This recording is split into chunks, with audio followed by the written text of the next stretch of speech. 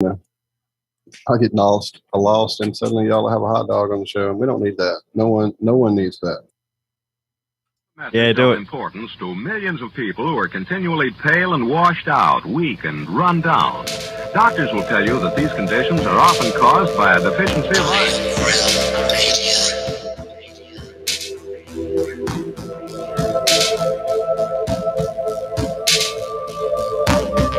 The iron you need to keep you physically fit and mentally alert.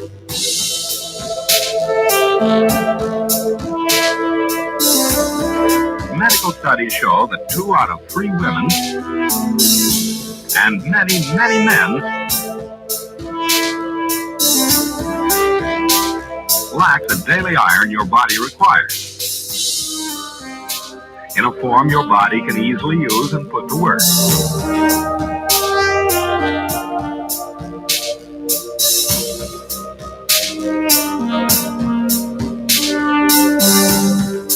Every dose gives you more than your daily minimum iron requirement.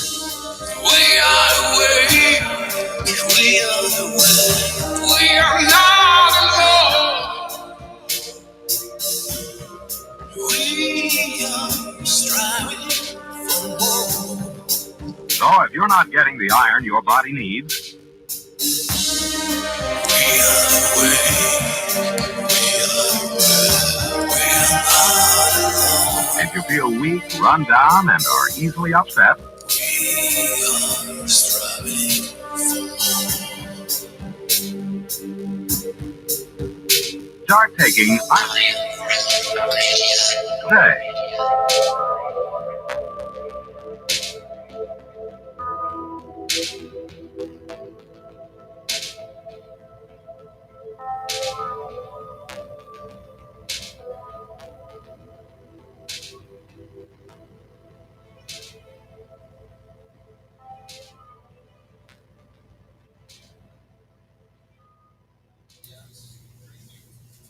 Well, TGIF, everybody. Thank God it's Friday. Yay! Welcome to Have No Fear, right here on the Iron Dome Media YouTube channel. My name is Josh Corey, and we have got a whole bunch of nothing planned for you today. I thought we'd drop the link out there in chat. If you guys want to join us, feel free. We might even open up the flat line. If you guys want to call us, feel free. Text us, feel free. Email us, feel free. We don't care. Just reach out. First, let's jump right in and say hello to everybody. If you guys look over my right shoulder, you will see Donnie hanging out with me this evening. So we welcome Donnie back to Have No Fear. And then we'll say hello to Mr. Zachary Zabala. You might know him as Good Times for All. Zach, how are you, sir? Hey, Josh. Hey, good to see you again, Donnie. Always a pleasure, man. I'm doing good. I got a lot of needed sleep today. I slept for like 5 hours straight, finally. So, yeah, I'm feeling refreshed and rejuvenated. So, yeah, I'm ready for a good show tonight. This should be fun. Good. Let's say hello to Mr. Lucas King, LC King on YouTube. We've just been jamming out to some of Lucas's creations. Lucas, how are you? I'm doing good. Stayed up a bit late, so I'm lacking sleep, the opposite of Zach there, but I'm looking forward to the show too. We're just going to cruise right into it, aren't we? We are. I half expected you to be hungover and half drunk already by now. Nah, that would be fun though, wouldn't it? Back in the days. Yeah. And we are going to be... Did you hear any of the show after you left? Not much, no. Oh, well, because we played a part just for you to see if you'd be like you'd be standing there, all of a sudden you just start cracking up laughing in the middle of something. Yeah, I would have liked to have listened to it. Yeah. Yeah, we did. Good stuff. We throw some stuff in there for you. Trying to get you to spit your drink out your nose. Yeah. And because we're going to be without Cammie this evening because she has company, but I do see her in chat. So shout out, Cammie. We miss you. We love you. And hopefully we will have you right back here next week. which means that it's going to be Walter that's going to round us out this evening. Mr. Walter Johnson, a.k.a. Flat Earth Head, here on the YouTubes. Walt, how you doing, sir? Good. I'm sleepless mostly as well, so I'm right there with you, Lucas. Don't worry. I stayed up after the show a bit before hanging out, talking, effects and graphics and all the stuff I can do now with what I have. We'll see how that all works out in reality, but I do have a bigger sandbox to play in, so that's awesome. Still trying to work my way through all the different, things I could do and see what works and what won't. So, but that's for another time. Anyway, I'm here. We're there. Still trying to work my way through all the different. Wow. Okay. Sorry. That was all me. I wanted to make sure I could paste our link in the chat, in the YouTube chat. Fine. Do I need more than one I'm chat already going? confused enough with all my sound issues this week. Got a new graphics card, started having sound issues. Don't get that one. So, yeah, I had to reinstall drivers and whatever. We'll figure it out. But it seems okay now. I'm here. Y'all are here. We have Donnie there, lurking there in the background. Get him in the mix. We do. Let's say hello to Donnie. See what Donnie's been up to. Donnie was having a hard time this past year because they yanked him out of school, shut his schools down like everybody else. And like everybody else, he just wasn't feeling studying at home. And hell, who can blame him? But I do believe he's back in school now. Well, it is summer now. It is summer now. But your schools are open at least. Yeah. Well, all last semester I was in school and I got pretty good grades in the end, so. Well, awesome. Well, there you go. That's cool. That's how to do it. Is everybody else kind of having the same reaction you are, or do you feel like it's hitting you a little harder just because you're more aware of things in the world that they may not be as aware of, possibly? Hanging out with us bunch of knuckleheads? I don't know. You can probably move that mic a little closer or move yourself a little closer. Sorry, I muted myself trying to talk to you. I know around here the kids are, like you said, kind of 50-50. Some are still doing it from home, quote unquote, because we all know how that's really working out. The concept, are you watching YouTube videos? Are you doing your homework? Of course I'm watching Unreal Media. But anyway, it just isn't,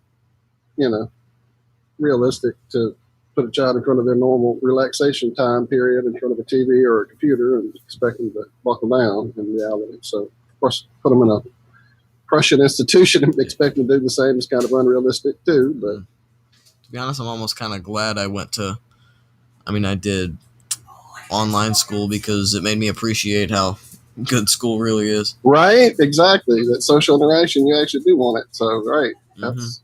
And to me, that's one of the big things they've done over this last little mad period is really fuck up everybody's social skills. They were already doing their best to do that, within families, within communities, within races, whatever you pick one, they've done that. But yeah, they stuck it to us really hard with this one. It's crazy. Well, it's good to see you persevered through it, my friend, and got your grades, even though, in the bigger scheme of things, it's still part of their scheme. At least you're doing it to get through it, and then you can get on with your life. So, yeah, I like Rick's take on school. It's not a place for smart people. So just go through, do what you got to do, get your little piece of paper. That's what I told my little brother in kindergarten. I was like, you're going to learn all kinds of things. It may not make sense. You may not agree with it. And you don't have to believe any of it. But to get the grade and get, the good mark, all you have to do is regurgitate it. Memorize it and regurgitate it. That's all they want. And I told him that at a very end. He did great in school. He was his school's valedictorian. But he always had, that other set of eyes that was like, yeah, I know this may not be real, but I have to learn it to get my grade. And then I told him, once you get through it, then you get to do, whatever you want. But yeah, there's these certain things, hoops that, unless you're some super mad genius scientist, something or other, you cannot jump through those hoops, But yeah, We all had to do it. It sucks, but you can do this, man. Yeah. Thank you. I see your buddy Braden in chat too. Oh, he's in chat? Yeah, that's why I was trying to pull it up for you. He deserves a little credit, he says. I was just going through my back chat trying to play catch up and see who's here, and I just saw Braden as well there. So shout out to your buddy there, Braden. And I don't know, this is weird. Like the first 6 minutes, or not 6 minutes, the first maybe 6 or 8 inches of chat in my scroll are completely blank. This is a new one. I can scroll up through like about 6 inches of blank space before I start seeing people talk. Interesting. First one I see is from Quantum 1542 going, sup, sup. Is that the first one you guys see? Let me see. Yep, sup. Well, then why do I have, like I said, a good 6 or 8 inches maybe of blank black space I can scroll through? Go YouTube. We're having all kinds of fun this afternoon. No, but see, there was other ones above that for sure, because I know Liz was up there. So all that's disappeared for everybody. Anyway, whatever. Go YouTube. You go YouTube. Do YouTube.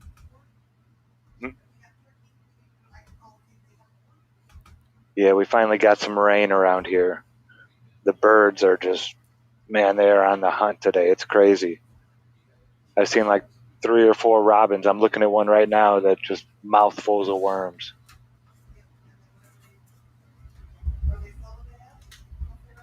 Yeah, somebody was saying they've noticed a lot of the birds. There's not nearly as many birds as there usually are. And I'm kind of new to this area, especially in this time of year, so I don't really have any clue. Do you guys, have you noticed anything different about the amount of birds flying around? I've been seeing a hell of a lot of them. Right. Well, as soon as you said that, what went through my mind was all those videos we kept getting at the beginning of the big 5G rollout of birds literally attacking the towers. Now, whether that was real or not, we kind of discussed that could have been a whole different situation. We also discussed the fact that, electromagnetic frequency is part of their directional system. So the fact that all that shit's probably fucking their world up, I don't know about it. But to say that it's different here, I can't really, because I just haven't noticed. Where I actually live is not that.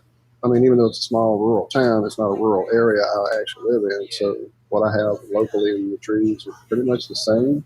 I would have to go out to the levee and stuff and see what's going on out there, really, to get a real comparison. Yeah, what we hear from Lucas's background. They all went to his house. Yeah, there's like no shortage of birds there. Yeah, there's no real shortage of birds here either. But to be fair, we bait them pretty well. So, yeah, we do at least 100 pounds a month of birdseed at the least. Yeah. Wow. Yeah, that was just something I had heard, and I've seen it in chat a couple times recently. A few of the chats I frequently watch, people just mentioning the lack of birds now, and I'm not seeing it either. I'm not real used to this area, but we have lots of birds here. Seeing the hummingbird, I've seen a hummingbird the last 4 days now come to the feeder and eat, so that's cool. Looks like I'm seeing in chat that Liz, the Iron Maiden, had been unsubscribed from our channel. Saw that. Yeah, we lose. Well, Go ahead. Go ahead. Nope. I tell people all the time, check your subs. Go to a friend's channel that you know and trust. Go through what they have as their subscription list, and you'll see at least 5 to 8 that are no longer subscribed by you, which you used to be subscribed to. So, yeah, welcome to YouTube. That is like literally when I got into this call, we were on the call for about 15 or 20 minutes before we went live. When I opened my page to go to us, which comes to my Flat Earth Head homepage, no notification for Iron Realm over to the left, plenty of others live. I click on my saved icon over there in my subscription area for the Iron Realm, and We're definitely live, but I'll look in the left. Still no notification that we're currently a live channel. So, yeah. Welcome to our world. Horry Sheet in chat says he loses 27 subs a month. So, yeah. Same. At least 27. Yeah, at least. The last 6 months, I would say, before Brian Stavely came on, we would about break even. We'd gain maybe 15, 20 subs, and then we'd lose maybe 10 to 12 every month. It was just... it's pretty crazy. Like, you know, I did a Globebuster show. Well, I've done a couple now, but, you know, they get, what, 8,000 or 9,000 views per show. Absolutely. And I gained 5 subs and then lost. So it's crazy. Like, how do you have 8,000 or 9,000 people viewing a show and not get any subs from it? I noticed we didn't shed as many subs when they shut our channel down, when we couldn't live stream. Right. We did really good over here. Yeah, the moment we started live streaming again, we started shedding subs every day. Just, today I've seen them go because I've got the app on my phone. Here's a new one I've noticed, just since we're bitching. When I go to post our show from Ironworks on the Twitter feed line there. Is it a thumbnail issue? No. So I put it in. It comes up. There's the thumbnail. I do wait a few minutes. The thumbnail finally pops up. Then I put in the @IronRealm and @the Ironworks so that people know that's from us or whatever. And I send it. Now, I can see the tweet that was below or above, whatever you want to say, right where I was and where it was going to pop into the feed. I see the one that was below me. I go in. It goes, it's been there. You want to view it or whatever. Before I can click view, it disappears off that screen.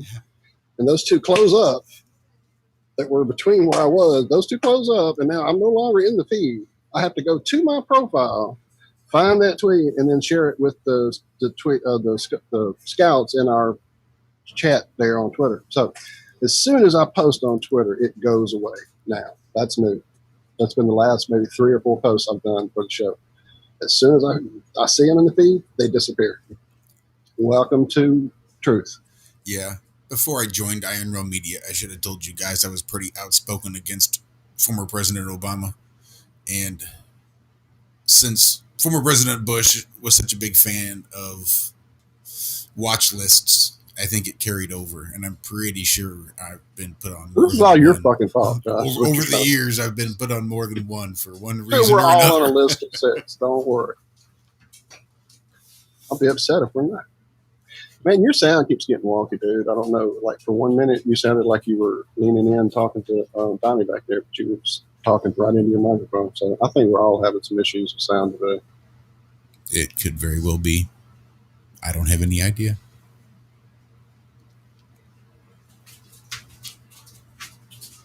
I think you guys sound beautiful. Oh, that's sweet. All right, I'm going to go ahead and post this link in chat. So anybody wants to hop in, they can. Anybody that happens to have this Zoom link, feel free to go click it. Right? If you have it, you're in. Pretty much. We tell people that when you're on the show, we never shut the door behind you, and it's really true. You pretty much can pop in any live show you wanted to almost. I mean, you know, we still have to pop up. Are you kidding? Happy birthday, Horry. Yesterday, he apparently didn't tell me anything about that this morning. Happy birthday, brother. Happy unbirthday today. Or that too. Happy Corporation Formation Day. How about that? My boss had a grandchild yesterday, and my son turned his 2nd decade today. So that's how I know I'm getting old, because 365 days from now, my son can run up to the gas station and grab me a beer. How awesome is that? Kind of make show, Josh. Right? I waited 21 years, and now I don't really have any need to have him go. I don't drink enough to need to have somebody drive. Actually send it. Right. Oh, well. So did you see research on the fly here? So did you see NASA announces that the Curiosity rover captured shining clouds on Mars? I did. I posted that a week ago. I posted that in our show prep somewhere. I've been noticing. I mean, they are screaming at people. Go back and look at when the rover first landed there. You could tell it's a sepia. It's got the whole, the whole thing is like this shade of red, Ooh, a certain shade of red. We used the sky, everything. Mm-hmm. Now they're not doing it. Now the sky's looking a lot more like just the Earth sky, kind of. And now they're finding clouds. I mean, how do you get a cloud in an atmosphere that's 1% of the Earth's atmosphere? What is this cloud? Yeah, with no water. What's this cloud made of? When you do a big, like you throw dust up on yourself, when you're doing a dirt bath like a bird, you probably stir up a big cloud into the Martian atmosphere. Was that from them cleaning the rover with their dirt? I'm saying it had to be the rover cleaning itself in the dirt, man. Come on, science. Did you hear about that, Lucas? Were you on the show when we were talking about that earlier? No, I saw it like pop up, but I didn't read it. What happened? Yeah, so the rover got dusty again, right? Too much dust on the rover.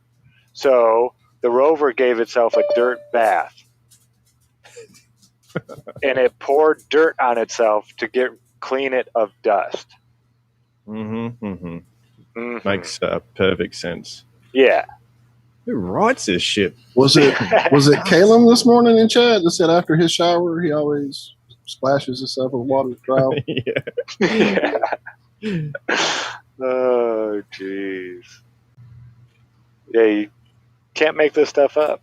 Well, you can. They do, but someone does. Yeah. Dirt baths to clean solar panels. We need to test Obviously, that here. they don't have a decent editor or anything that actually, like there's no filter, Yeah. It's like, well, you've got solar panels, right? And then, you have solar panels? That's right. Yeah. We need to test this. Right at the end. We need to go dump some Yeah. dirt on a dusty solar panel and see how well it cleans it off. Well, I had dirt on them the other day, so I actually cleaned it off with water and soap, believe it or not. But get this, if you were closer to the sun, in fact, in our wintertime, when we are closer to the sun, your solar panels are working better. According to that same story. Right at the end, it was talking about how in some later time of the year, Mars will be closer to the sun, so those solar panels will really be working good. Okay, NASA. Right. Yeah, it's just crazy. And people just, nom, nom, nom, nom, nom. Eat it up. Yeah, it's At least they unbelievable, didn't just say that it was magically cleaned by itself this time.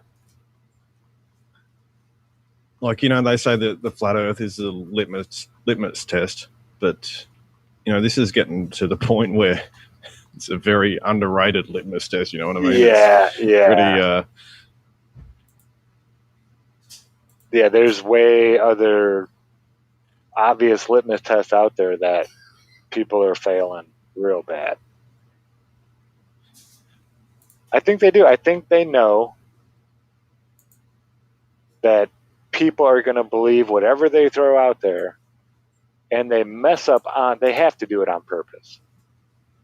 Nobody could be this probably bad. their little test again to see how duped the world is, and we've really got them this wrapped around our fucking finger. Oh yeah, look, dusty Martian dirt baths. Well, fuck yeah, we got them. Yeah, NASA is one of their litmus tests. If you buy that shit, then they got you. You may not trust the government, as people like to say it, and they somehow remove NASA from the government because they wear white lab coats. Looking at you, Tripping McGee. Yeah, like it's a separate organization. That's right. Yeah. So yeah, that's one of my biggest litmus tests. If you still believe in NASA, then bless your heart. That's all I'll say about that. Yeah, I get that now. So Donnie, are your schools filled with just NASA freaks? Like, I see a lot of T-shirts on younger kids walking around, like when we're out. And, yeah, there's a lot of CNN, and things. Really? NASA that's CNN. so sad. For what end? To prove they're on top of things, that they're up on topics? I mean, when I was young, the least thing I would ever have done with my life is sit in front of the news. Ever. I hated it from day one. Yeah, every day in social studies, they played like a short of the CNN news. Every day. Fun for y'all. Oh, man. Wow, that's crazy. I mean, we used to have our daily news, but it was done by students, and it was news about the cafeteria food or this or that. Yeah, the sports going on in school. They never, ever showed us anything. I think I saw the Challenger explosion. I was about to say the only time we saw real TV or real news in our classrooms was when something major occurred and they brought the TVs in for the news. That was it. They didn't have TVs like that. Now, we did have, the film strips, and eventually it worked into, yes, I'm old enough to have seen film strips in school. Thank you. But then it was VCRs, and it all advanced. So after the film strips, does it show you its cans? I need my soundboard.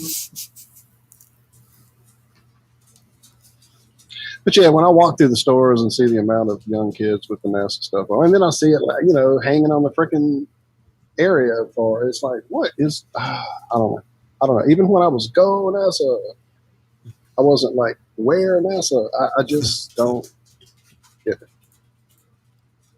Yeah. Yeah, the mask at school, it got crazy after a while.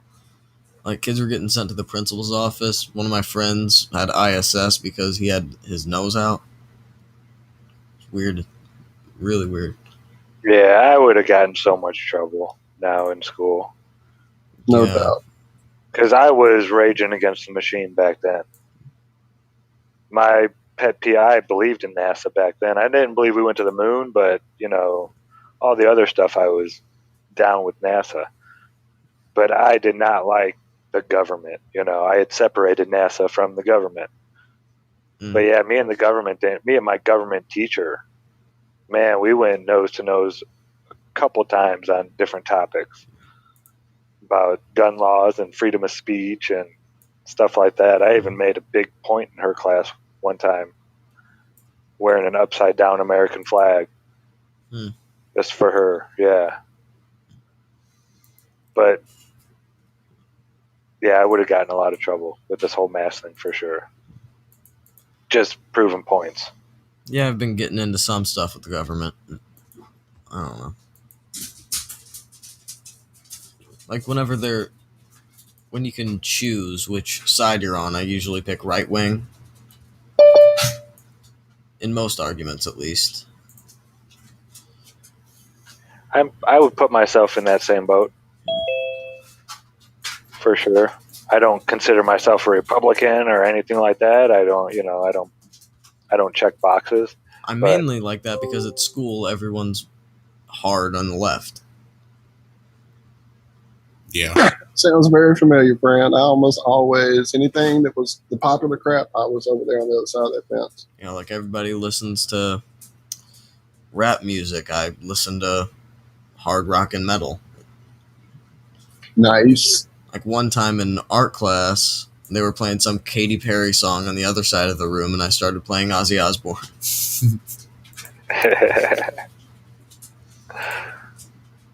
I love my ceramics teacher. I had him right after lunch, and he'd always come back, and he'd be pie-eyed every day. And he'd put on Bob Marley. And we'd jam Bob Marley in class, yeah, for that hour. It was usually either that or like Beethoven. Awesome. But it was, never anything else. But yeah, he definitely burned for sure. He stole my bong. He put it out in the display case of the auditorium lobby. And it was so obvious a bong. It's like, he's like, well, a teacher, someone from the school board, and a parent have complained about it in the first day. So I'm going to have to confiscate this. And he had a little bin right next to his, desk where he threw all this stuff that people did that with. It was never put in that bin. He's probably still got that. He might be using that thing right now. Yeah, it was a built-in bubbler. Inside of it was all. There was a wall built into it with a little hole in the bottom, and yeah, it was. I put some time into that thing. It's too good, dude. That's too good. I didn't have That's shot funny, glass. Yeah. So I missed it. Oh, what's up? We have a guest. I wasn't even paying attention. How did you sneak in without me hearing you ring my doorbell? I'm not You sure. good, lady. She came in twice. Wow. Apparently I need to wake up more. Where's my coffee? I'm talking about Allison. Hey, Allison. Hey. Everybody. Our buddy Hear me? Allison. Yep, we hear you. We hear you. Am I hot? Nope. Yes, but not too loud. Well, I mean, you're hot, but you sound good too. Thank you. Yeah, I called in first with the Zoom call number, and then I put Zoom back on my phone, so I popped out and popped back in. We have somebody else joining us over here on Restream as well.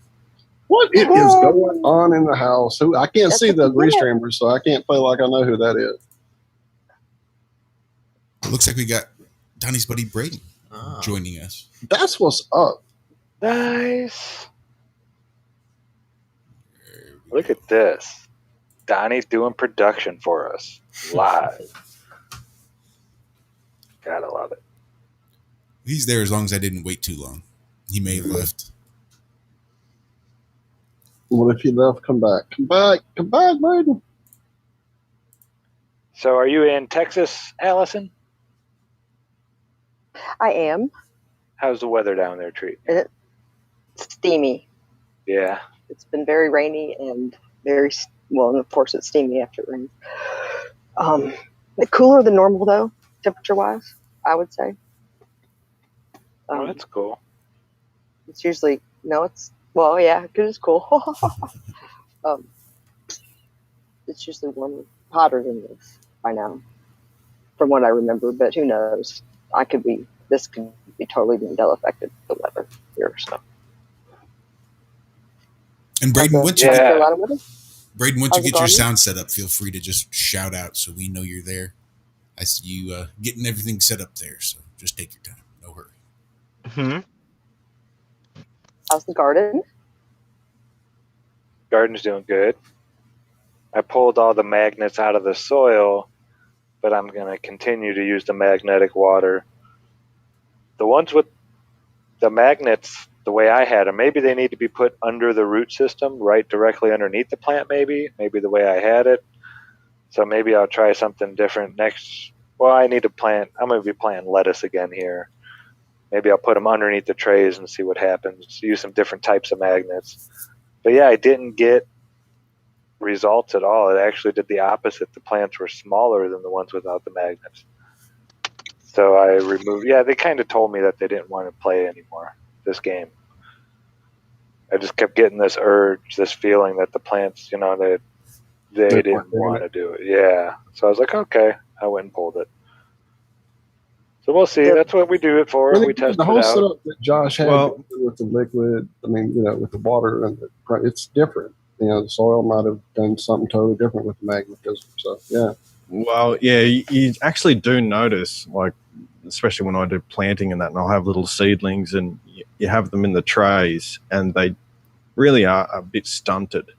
As soon as you put them out in the field, boom, they just take off and you'll see the growth like triple. So it is really like they do need that earthing out. And if you're putting magnets in that environment, it could be actually interfering with the normal processes in the soil. So rather than having them separate in a little seedling sort of section, you know what I mean, that's sort of away from being grounded into the ground. Yeah, I hear you. You guys want to have a look at this this idea of the 8-sign zodiac? I'm sorry. Yeah, we can. I was just going to say, if you think about the ley lines and things like that, and we constantly talk about the electromagnetic flat earth land, I mean, how could the magnets not be interfering with those patterns? But doing it in water, it seems more like it works with the energized water that we've seen, the vortex, all that whole idea. No one see that work. So water has that memory, whereas the soil seems to be more the motherboard of it all. Yeah, but it also might be, like the biology in there might not like, a higher magnetic field like that. It seems to me whenever I, think about nature and that it tries to actually mitigate all these magnetic fields. It doesn't really like an overpowering, we have to create a magnet through high-powered electricity, exactly. or even the lodestone is a little bit, it's still not as powerful as, the magnets we create. So it doesn't seem like nature wants to be that polarized in how it, forms. So it uses like subtle things, interactions. If things are too polarized, then, they're too easy to get out of balance. So that's what it feels like to me, that there's like this mitigation of magnetic fields.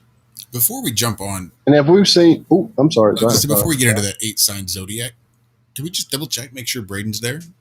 Braden, can you hear us? Are you good? Yes, sir. I can hear you. Oh, there we go. Wow, there we go. You too, friend. Welcome, Braden. Welcome. Thank you. Thank you for having me on here. Oh, anytime. We're here every Friday. We are indeed. Nice. So, is Donnie's assessment about your experience as well? The past year's just kind of been... Oh, yeah. I just barely passed by the hair on my head. But, yeah, it's been really rough this school year and everything.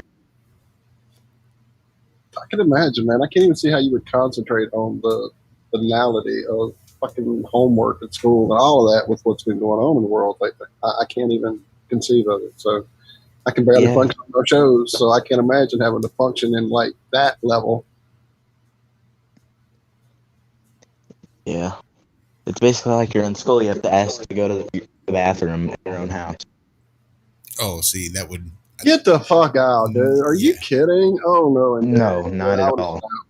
I would have snapped way early into this. Oh, I didn't even know that. Yeah. I would... Joke's on them. I just keep a bottle right next to me. Ask. Savage! I'm not asking. When I smile real big, I don't have to ask. I'm just going to help myself and go. I'll try to mute up if I can remember, but no need for me to ask. No need for me to get up to go to the bathroom. Y'all can't see what I'm doing. I'm just going to pee whenever the hell I want. I'll smile real big so y'all know when it is. I wouldn't even mute it. Are you kidding? You do that anyway. Right. See, and this is why you don't listen to me about how to go to school, because I'll just get you in trouble. Nope. Don't pee. Raise your hand. Ask politely to use your own restroom. In your house. And I wonder how many kids have been told no. And then how they enforce that. It's like, you get told no, and then, oops, lost connection to the internet. Oh, yeah. I'm sorry. Did you say yes? That sounded like a yes to me, but must have been a wonky connection. Sorry. I'll be right back. Yeah, I remember one time just saying my internet broke and I just got off. Yeah, man. I would have been using that excuse a lot. Yeah, my Spanish My internet would have. Yeah, I couldn't understand a single thing my Spanish teacher was saying, and I just got off. I've been calling my provider going, hey, is there a way to go back on dial-up? Is that something I can do? Yeah. I think the squirrel is eating my cord. I think I should have to go now. Yeah, that's how you do it. Sorry, my dog ate my phone cord. Oh.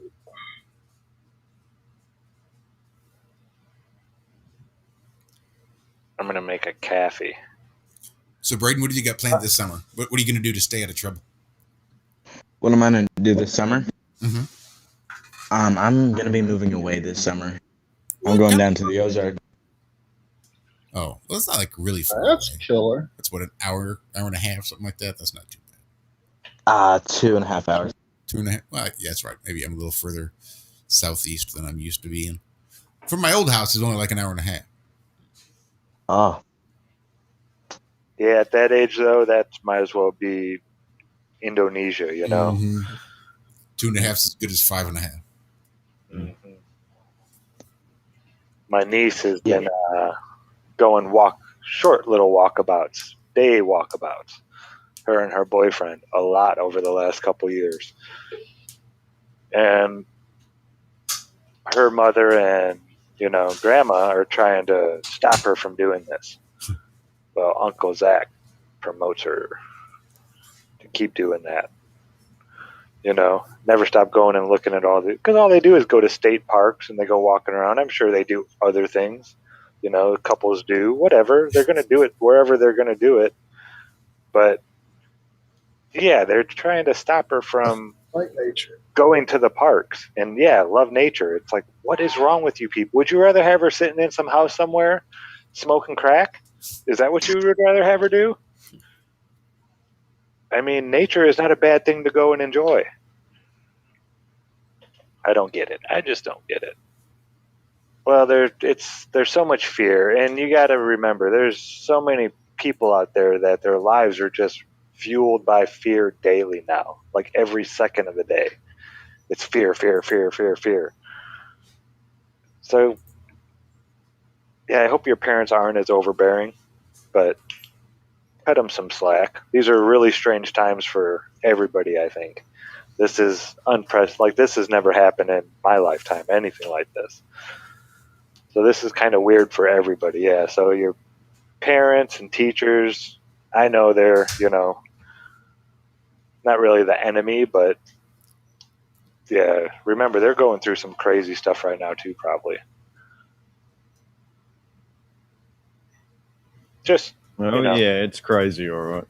Yeah, it's weird times for sure. It's really sad that any young adults have to go through anything like this. Well, really, anybody has to go through anything like this. Mm-hmm.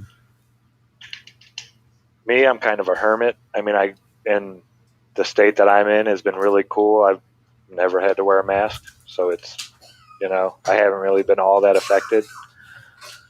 I think I was denied service one time for not wearing a mask. And I was like, okay, I'll just go somewhere else. No worries. But yeah, it's strange times for everybody. A lot of uncertainty out there right now. Yeah. But yeah, I would say go check out nature.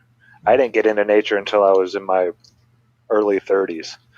I mean, I always went fishing and I did hunting and stuff like that, but it wasn't so much appreciating nature as I was just hanging out in nature before. Now it's really amazing. It is. There's so much cool stuff out there that they don't teach you about. That's right in your backyard. All right, I'll get off my little rant. Sorry about that. Well, it's awesome. I love talking about nature. Yeah, I just don't see as many people out there, especially now, trying to close down parks and things like that. Yeah, if we don't stand up and fight for this stuff, it's going to go away. Instead of caring about nature, most people are caring about what kind of offensive thing somebody said in 1993. Yes, sir. Yes, sir. And society has changed so much in that way too. When I was young, there was a saying, sticks and stones will break your bones, but words cannot hurt you. I mean, this was told to us by teachers, parents, everybody said, hey, oh, they said this about me. It's like, yeah, it didn't hurt. Get over it. That's how we were brought up. Now it's not that way. Not that way at all. Yeah. Bullshit. Yep. Agreed.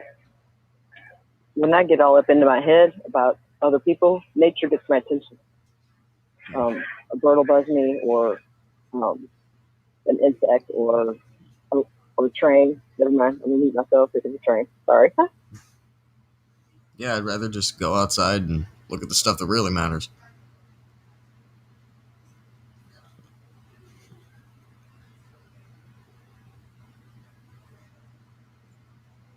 Well, you mentioned music, sir, and if there's anything we like to talk on this show, it's music. I heard Ozzy.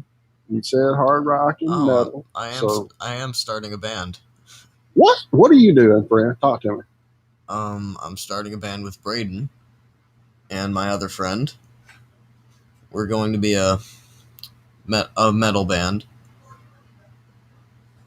I'm going to be the guitarist. Nice. My other friend Gage is going to be the drummer. We're still deciding on what Braden's going to do. He can be your hype man. He can just be over there in the corner bouncing. And it's an old Mighty Boss Tones joke. But yeah, dude. So are you playing? Are you learning? Have you been playing? Yeah, I'm still learning. We're still in the really, really early Dude, stages. I've been playing since probably my teen years, and I'm still learning. You never stop if you really are. Yeah, I know a few basic riffs, but not too much. I mean, I am getting a brand new electric guitar. I got to work really hard to earn it, but you know. What you looking at getting? It's a light blue 6-string with a huge whammy bar. You gotta have the whammy bar. Yeah. Have you had it, or is it one you saw online? Have you been able to play it, test it? We have a guitar store, next to my school. Oh, that's so awesome. Yeah. We got to make payments on it. Yeah, we don't have it yet. It costs like $250, something like that. Hey, that's what's up. So definitely playability, like feel and all that is key. So having had it in your hand, that's important. Mm-hmm. My nephew had a guitar that was purchased for him by my sister, and it wasn't great. I did all I could to set it up while I was there, and I told him and her both, I'm like, I mean, I play and I'm struggling with this thing. So for him to learn anything with it, it's just not playable, So hopefully they took my advice and he's been to a store and gotten the new one since I left. We hope, but I think he's more into the computer side of things anyway. I think once he got into the VR and all that kind of stuff, that's where his world is now. So I don't think he's picked up a guitar since. Mm-hmm. Yeah. But yeah, definitely the guitar itself is key. Getting just a horrible instrument can deter you so horribly from wanting to play. Mm-hmm. Oh yeah, I strummed I don't know how many guitars at how many pawn shops and guitar centers and stuff like that till I found my one. And as soon as you find it, Yeah. Yes, sir. It finds you. Absolutely. Yeah, I hit it and it just sang out to me, and I was just like, wow, this is the one. And how much that's all it cost? Oh yeah, I'll take it. But yeah, about 6 months it took me to find my guitar. And I still got it. And it's nuts how affordable great playing guitars are these days, man. When I was growing up, there were like the big three. If you went in Gibson, Explorer, it was Acoustic Martin, and they were expensive. And anything else was just kind of not great. And over the 80s, some newer brands came out, Kramer and things like that started having some more affordable guitars that actually were playable. But yeah, for the longest time, when you walked into a pawn shop, you usually left with some horribly unplayable thing. Like my first guitar, it was like this Tiesco Del Rey with like a Bixby whammy, which, go look it up. It basically is a string breaker. That's really all it did. It broke the E and the B, not just the E. It broke the both bottom two. So yeah, to start out with something like that was a struggle. I was really dedicated to keep at it with that piece of junk. So, well, man, anytime I can help you, for sure, I'll sit down with you on a Skype call or Zoom or something. Oh, that'd be cool. Show you my meager little things I know. So, but yeah, there's always something to learn.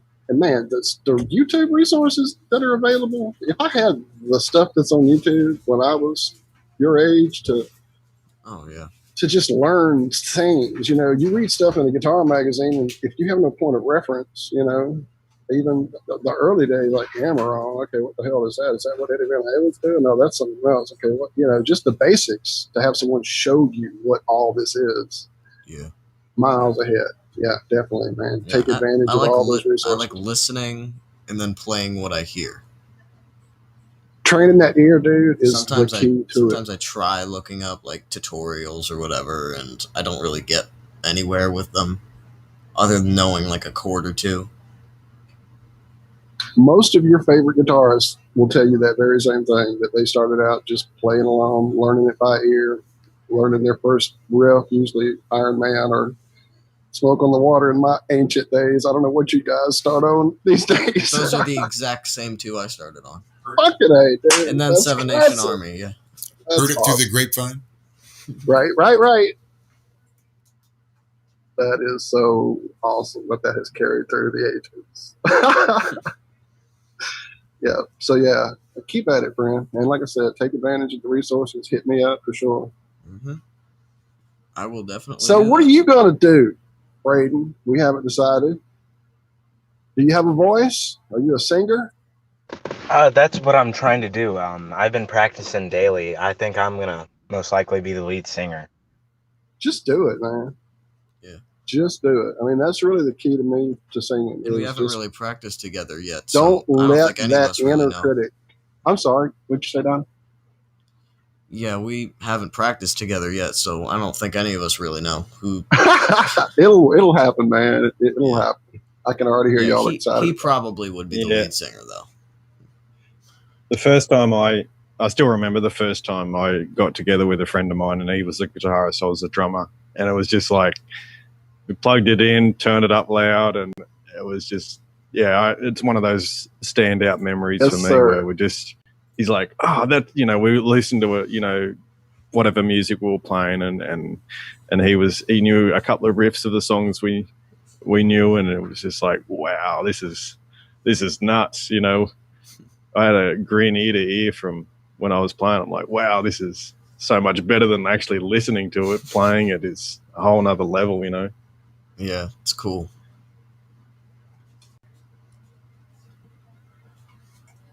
Yeah, when I first started playing, I had a little PV reactor, electric. And my stepdad bought me these guitar books that had like Mary Had a Little Lamb and shit like that. And he wanted me to, I still, to this day, I know what chords are, but as far as like notes, reading music, no. It's might as well be Greek. It doesn't matter. But that's not what I wanted to learn. And I told him that from the beginning, and he was a very stubborn person. So I went and sold that guitar, but that was when I was like 16, 15, somewhere right around there. And then right around 20, 21, I still had that urge, just that calling. And that's when I started playing my buddy's guitars and started learning songs. I started with House of the Rising Sun. 1, 2, 3, 4, 3, 2, 1, 2, 3, 4, 3, 2. Just learning how to do that. And when I found my guitar, then it was just, it was like every day, at least an hour a day for over a decade. And when I was really into it, it was like 3 hours. I couldn't put the thing down. I'd sit there at work practicing finger progressions with my left hand, where they go, doing all kinds of crazy stuff. Friend, do that. People looking at me like, what are you doing? Are you spazzing? What's going on? Yeah. Yes, it's like, I'm just practicing. Yeah, I start by my first thing I was doing, I was trying out chords, but it was too hard for me, so I had to try something a little bit easier first. So then I started plucking the strings. And now I'm already starting to do chords a lot better, and I don't know, I just think the way I'm practicing is working out. Well, yeah, knowing where the strings are is so important. So knowing which strings you're strumming. Even when you go to strum, sometimes you don't want to touch the top 2 strings when you strum. But then you want a different sound. So yeah, knowing by finger picking you kind of get that starting point of where you should even start or stop your strum. Getting to know your guitar is there's a whole key. world that is open to you if you're starting out with plucking and finger picking. Oh my God. I struggle with it to this day. You start there, you're going to have a whole world open to you. There's this thing called hybrid picking with some of the most stunning guitar players out there right now. I'm going to send you a link to a guy in a few minutes. But to hold the pick and then use your other three fingers that are free to actually do other things, dude, you're like a multi-instrumental cat then. And it's like, I can't separate to make it work. Like Lucas playing the drums, I can't do that separation. It just won't. I can sync these hands up, but once they need to separate, it's like, no, your brain can't do that. So, dude, yeah, plucking, that's amazing. I'm already excited for you, friend. That's great. I love watching Lindsey Buckingham play the guitar. Watching him play rhythm and lead at the same time just messes me up. Yep. Mark Knopfler is also a great finger dude. Check his stuff out. Watch some of his playing live. The stuff he's doing with his right hand is just next level. Yeah. Yeah, and if you can, learn Starry Night and then teach me how to do it. Nice. Teach us. Yeah. There's some musicians out there, it's almost like they're writing in a different language, musical language somehow. I don't know. Yeah, you're good. If you can finger pick, like Walt said, it's going to open up so many different avenues that you can play. I mean, that's what, if you want to be a band, a lot of the best bands throughout history never stuck with one genre, even on their albums. Like Queen, for instance. Yeah, there's so many of them. They play different types of music throughout their albums. It's not all rock or like A Night at the Opera and News of the World. Like, yeah. Yeah, the ones who started it off, Beatles, Sgt. Pepper. Yeah, that was the one I think really just broke it all open, and people were like, "Wow, you can play all these different types of songs on one album and get away with it." Well, shit, I'm gonna start doing it. I can try that. Yeah, music is awesome, and it's one of the most purest ways you can express yourself through sound and frequency and vibration. It's, even if there weren't instruments, there would be music. People would find a way. Mm-hmm. I whistled mad when I was younger. I whistled all the time. I used to get in trouble at work for whistling. Like tapping your pencil at school. That's one thing. Yeah, there's so many different ways you can. That's funny. Try and be a drummer and, learn drums through school. The teachers fucking love me. I bet they did, man. They're just like, this dude's just tapping the whole class. Get him out. There was one dude who had, one of the teachers, he had tinnitus. So he just hated it, and I'd stir him up. So I'd do a little bit and then stop and do another little bit and just stop. He couldn't stand it. Drove him nuts. Anyway. Hey, Josh, share that link that I just dropped in our chat with Donnie back there. That's a guy, man, I just discovered him within the last literal 4 weeks or so. 3 months, 3 weeks a week. 3 weeks a month, something like that. Damn. He is amazing. He's a guy named Julian Lange. I'm not sure his last name's pronunciation yet, but watch this. I can't play it because we've already gotten kicked off the air last week, and we're not going to skirt that this week. So I dropped it in the chat for everybody as well. Oops, it started playing. Sorry. Enjoy. It's amazing. This guy is one of those I was talking about who does so much with his right hand that it's just like, what world are you from, Cat? Yeah. Enjoy. All right, so I think I've just been gathering bits and pieces to show this 8-sign zodiac if you want to have a look at it. So I'll share. Yes, sir. Yes, sir. Let me get back to the call. Hang on. I'm stuck trying to close videos.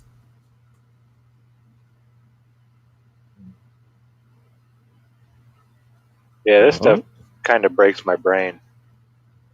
Wow. I think there's so much here that's... Yeah, you're onto something, Lucas. All right, I'm back. It took me a minute to close all that. Go ahead, sir. Allison, you still with us? Okay, she's still here. Is that showing? Should be. Yeah. Yes, sir. I'll try and zoom in a bit. So, you know, real quick, the Yep. what is it? The something of 300, the Garter of 300, I think they're called. It's a secret society out of Rome. That's their symbol, an 8-pointed star. Yeah, oh, that's cool. Just saying. Yeah. Yeah. So this is in it's ancient India. So I'll just go through. Why can't I see that? I've zoomed in. Now, is that a sun clock? Yeah, that seems to be like a a timepiece, and it's based off the compass. We'll get to that.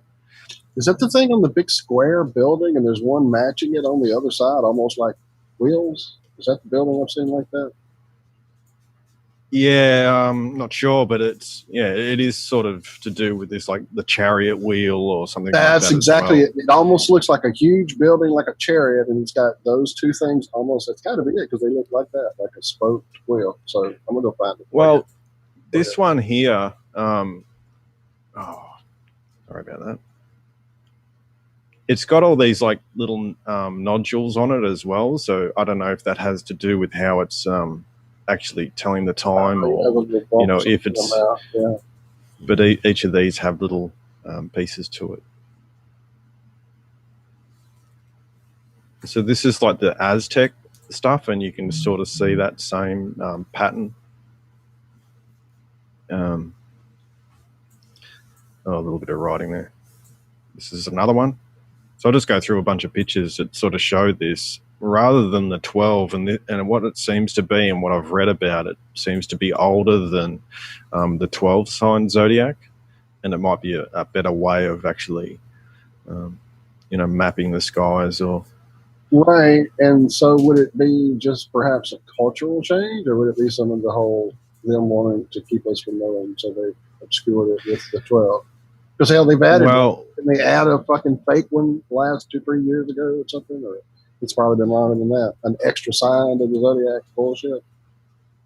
Yeah, well, I think it's more to do with the geometry, because you can actually do almost like how you would start the seed of life or the flower of life. You can do it in two different ways, and it depends on how you start the geometry that you actually get either a 12 or 8. So I think they're sort of both valid in a sense, but this one seems to be much older than the 12. So the 8-spoke wheel of the year marks the important holy days or Sabbaths in the Wiccan ritual calendar, derived from the 4-pointed sun wheel or the solar cross, making the solstices and equinoxes. You can also get our alphabet out of it, which is pretty weird. Wow. That's weird, yeah. Yeah. Wow. Wait, go back. Hold up. Go back. Yeah, we got to see that again. You got to let me dwell on that one a minute. I mean, come on. And then the signs at those 5 at the end. Those are yeah. Oh, shit. Okay. Moving on. Wow. Holy shit. This is Vatican, I think. So again, I've got a calendar in the center of that area, and it's divided in the 8 again. So some sort of coin. And the Egyptians have this little 8-pointed star thing. Oh, that might be Sumerian, sorry. Yeah, that's kind of crazy.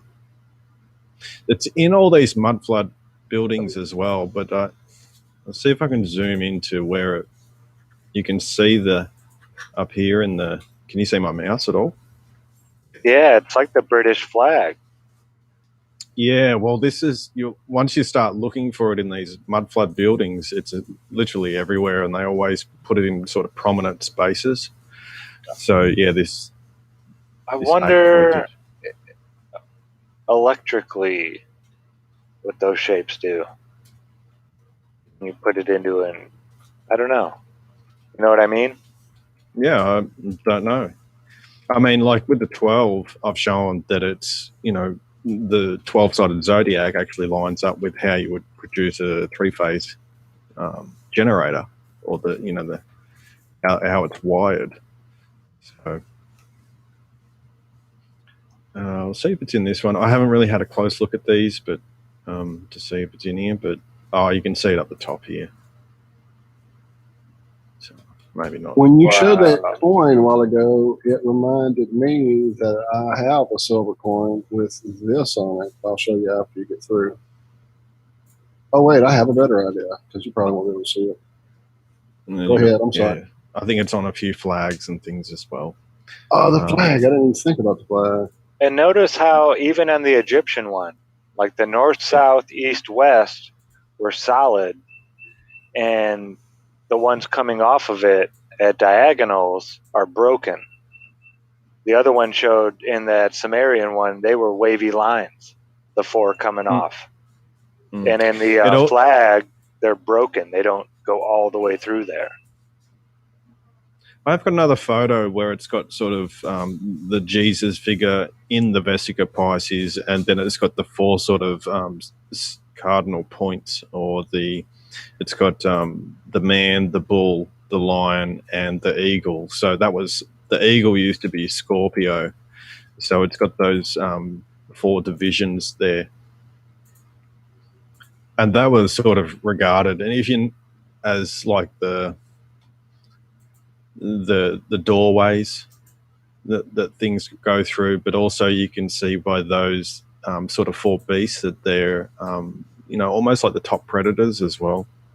So it's just an interesting little bit of this one here. It says the Chinese divided their year into 8 seasons, the cardinal points being Sing, Fang, He, Mao, and the original idea of the there's all these words. Ogdode. Ogdode, or 8 forms of the Lord of Time would appear to have been the 7 planets circling around the polar axis. So, this guy says, Dr. Churchward, the divisions of the zodiac into 12 points was comparatively a late conception. So that, yeah. And he wrote that 1091 with what is the 1091 underneath the drawing? I'm not sure exactly what that is. Or is that I-91? Let's not forget it. So the Wheel of Golden Light. Zoom out. And the English. Wait, go back. It said something about horizon there. There it is. You got it already. I don't have to show it. The French and Latin horizon suggests the wheel of Horus, a god who is frequently addressed as Horus of the horizon. Mm-hmm. Wow. Yeah, Horus is again that sort of Mercury figure, and he's somewhat associated with the dawn, like the sun. It's part of like the creation story where it's the new day, it's the new world, the creation of the new day. And so this Horus character, or he goes by many different names, Mercury, so on, is this sort of creative word figure, the logos, that sort of thing. So it's all sort of symbolic of the same thing, but where each day is a new creation. It's sort of like fractal in that sense. So this is Aztec, and they've got the same sort of 8 points. And this is just my figurings on a few things of maybe how they got it. You would have the sun and the moon as sort of, in a sense, separate. They're doing their own things. And then you have the 5 planets, and when you put them in their lines, you actually get this division like that as well. So I just thought that was an interesting way of trying to approach, how they actually come up with it. But And obviously we've got the compass, which sort of ties right into it. That's about all I've got. I just thought it was interesting little share. Yeah, absolutely. Lots to ponder. Yeah. So, just something for people to keep an eye out for, maybe when they're doing research and pull information on this maybe older zodiac and see what comes of it. Wow. Cool. Very cool, man. You kind of broke my brain with the alphabet prevention. Yeah, that's some crazy stuff. Yeah. I had already gone over to the wall and pulled this down, but you had it there in the display. Is it showing? Yep. Yeah. Yeah. So I've had that for some years. That's what's on the coin I had too, but you could hardly see the detail. It's not very well struck.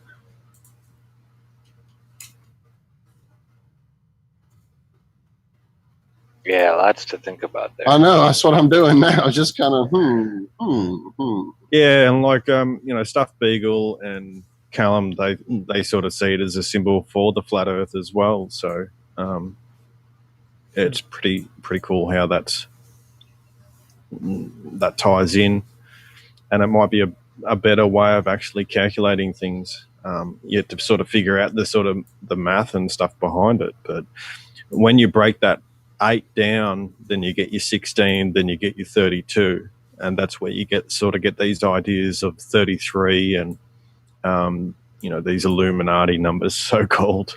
But right. You have this 32 spokes around a central pivot, because the 8 in reality is a 9 as well, because it has that singular Polaris point in the center. So the center of the hub is always sort of counted as the wholeness of it all.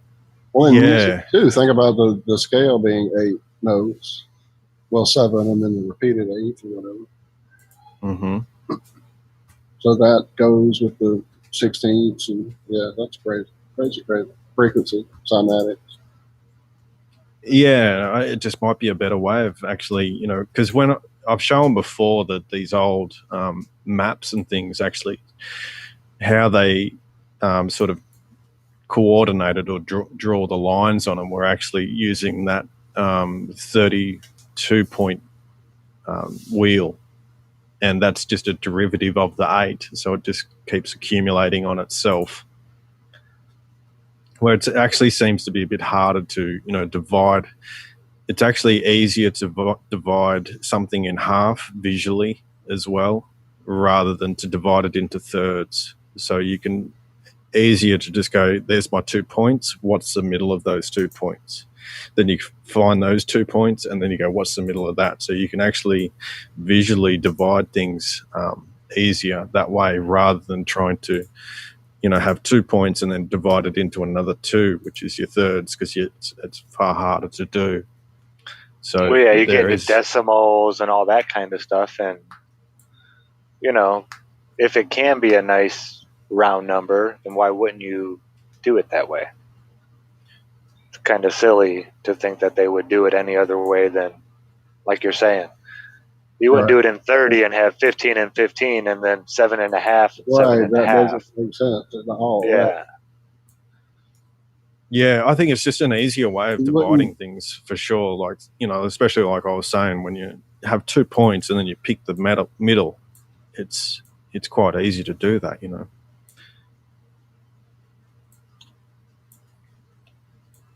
Yeah, we figured out. We figured out the hummingbird feeder water needs to be changed every few days. Yeah, you learn that quick. Yeah, once we figure that out, man, this hummingbird, I don't know if it's the same one or not, but I've seen him 8 times now since we've started the show, just sitting here. He'll come and hang out on one of the tomato cages for a second, look at me, fly, and it's funny because he still doesn't trust me. It'll fly over there, it gets some pollen, and then turns its head and looks right at me. Gets some pollen, turns its head and looks right at me.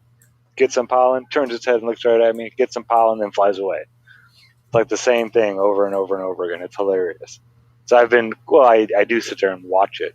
That could be why it's looking at me. So I've been trying my best not to look over there when it comes. But yeah, so cool. Hummingbirds are just amazing. I'm going to get some super slow motion footage once they get a little more used to me being around. Yeah, sorry about that. I just keep seeing them. I had to mention it. It's just so cool seeing them. Do they land there? They don't land while they're getting the pollen, but they'll go and land, 6 feet away on the tomato cage. And they'll just sit there and land on there. And just sit there and they're tiny. They're so tiny. When they're sitting in a tree, like I never really seen them landing anywhere until I got to Oregon. There in her yard, she had so many plants and trees and things they were attracted to. They had to take a break. They had to sit and like, ooh, it's too much here. They'd be like 3 or 4 or 5 just sitting. And I've never seen them sit like one, let alone that many at once. And the colors are just crazy. Yeah, this one has a lot of yellow in it. I don't see it when it's hovering right here, but when it goes to fly away, you just see this big, bright yellow streak on it. Yeah, gorgeous. Just beautiful. Beautiful beings. Gotta love nature. Yeah, and it must be feeding time. I bet the moon is either coming up or going down here because all the birds are coming out now. We've got cardinals and robins and doves and some other type of bird, some finches and sparrows. They're all down there mowing on all the seeds. It's weird. It's like they all do it near the same time. They all come to congregate around the same time. I know fish follow the moon. When you go fishing, if you go fishing an hour before and after moonrise or set, you'll catch more fish in those couple hours of the day than you will the rest of the day. Just those couple hours. It's crazy how it works. And I can't believe it took me, I don't know how many years to finally figure it out why that those 2 hours of the day, and it wasn't the same every day, It wasn't like, from 10 to noon, we got them this day, so I go out tomorrow at 10 to noon, nothing, maybe one bite. And yeah, because the moon rises and sets differently from the sun every day. It's not on the same cycle, so it changes. Yeah, once I learned that and just started fishing to the moon cycle, I never got skunked, ever. So yeah, I wouldn't doubt it that other animals are linked. Oh, let's go check. I'm going to go see if the moon is rising right now or setting or whatnot.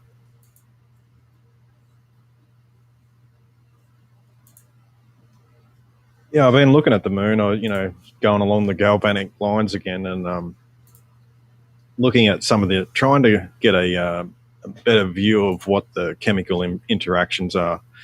And it's mainly to do with the nitrates. It's sort of in the name itself, nite. So, but most of it seems to be to do with these nitrates and how nitric acid is formed. And it sort of goes around in this little cycle depending on temperature and other things. But it's interesting. It's sort of these different products, they sort of spin around in a circle, and it's almost like a buffering.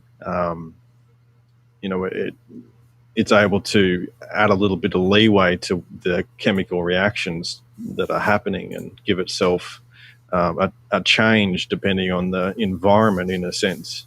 So that was pretty amazing. But also, wondering where some of these nitrates may be coming from. It was actually what's sort of stuck out for me was that we have a lot of lightning, and lightning, this charge that gets transferred from the clouds to the earth or vice versa, produces a lot of these nitrates. So I was wondering if there's a linkage to all the lightning that happens every day all over, and these products from it that actually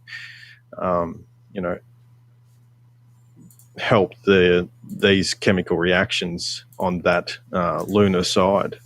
So it'd be interesting to go into the mythology to see if there's any other connections in regards to that.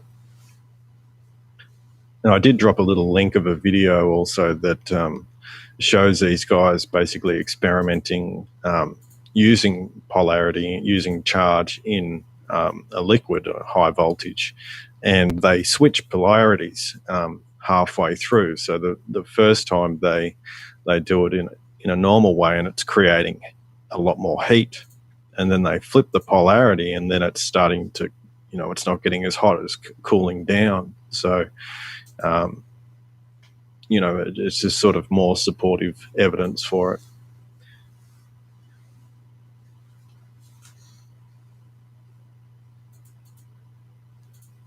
Sorry, I was actually checking that videos, like trying to see how their copyright was set up, if it was commons or what. So I don't know. I would play it, but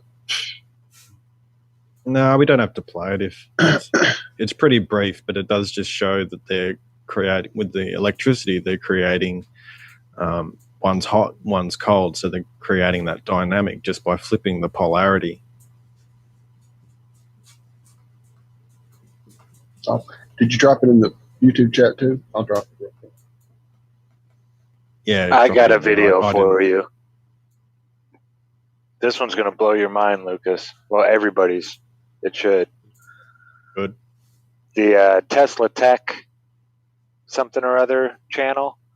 That's one of them I follow. Them and the iEnergy guys are both building these Tesla turbines. The Tesla Tech group, they had their turbine spinning 240,000 RPMs. Quit it. 840 miles per hour edge velocity. So it has to be real small, whatever it is they're spinning. But 240,000 RPMs. Is that not insane? That's quick. That's like ridiculous. Isn't that what car turbines do though? I'm pretty sure they do. They go some ridiculous speed as well. The turbochargers. Yeah. I'm not sure, but yeah, let me I'll find that video. It's nuts. I'll drop it in chat for people.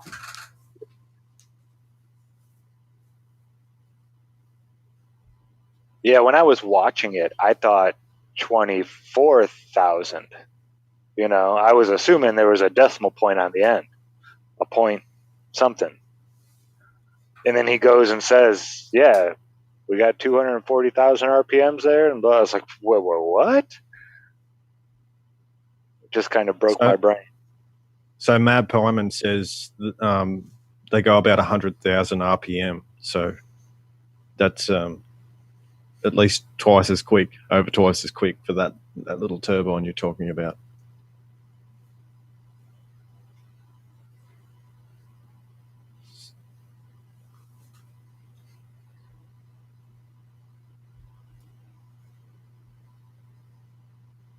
That still breaks my brain. 240,000.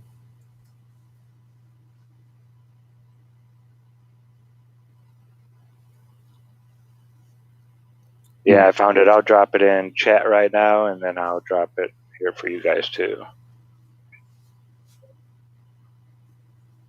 So this morning I told you guys that I had reached out to Mark Devlin to see if he would be able to come on and talk about the plans for this weekend there. And unfortunately for us, he can't make it. But the reason is he's actually been able to go out and about with the family because they've had some freedoms granted back to them there across the pond. So he's enjoying that time, and bless that family for having some, because dude, it's been crazy what's going on in various parts of the world. Certainly Lucas and them just went through it.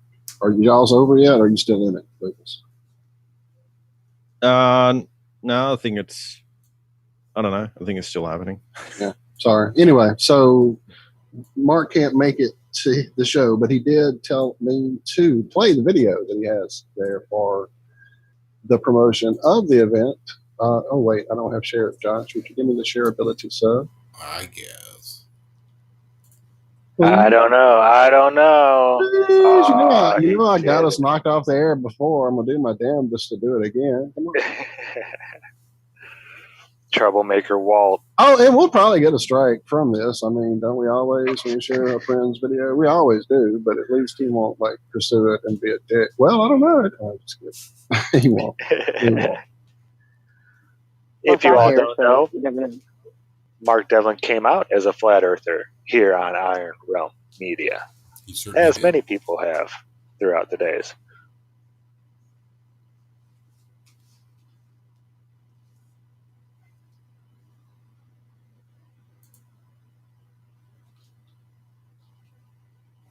It is Friday.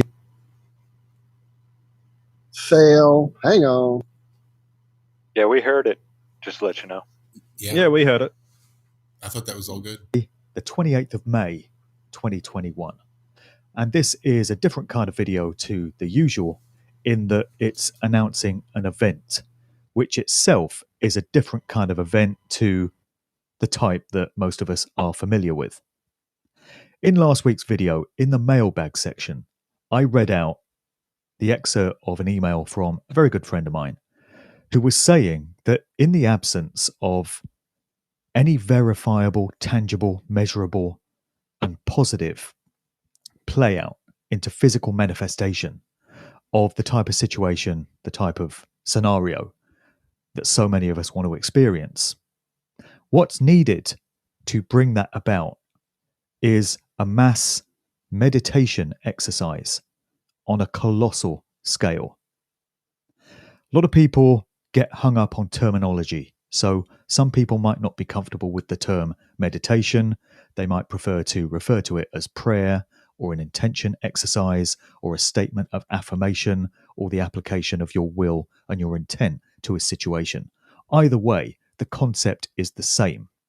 And it's the notion that nothing occurs in physical manifestation until it's imagined by we conscious co-creators of our own experienced reality. A few years ago, I'd have had a problem with this concept myself, and I would probably have rejected it, as I know many real-world truther types that get hung up on this 3D reality and names, places, times, dates, that kind of real-world material may have a problem with this concept and may reject it out of hand because it doesn't sound right. But I've done a lot of study, a lot of research in this area in recent times. I've also done a lot of work on myself in terms of trying to harness this dynamic and trying to manifest into my own experienced physical reality that which I desire by getting my mind right, by getting my imagination and my will and my intent right. Just thinking about the work of the likes of Bruce Lipton, The Biology of Belief, Dr. Joe Dispenza, and many other great teachers in this area.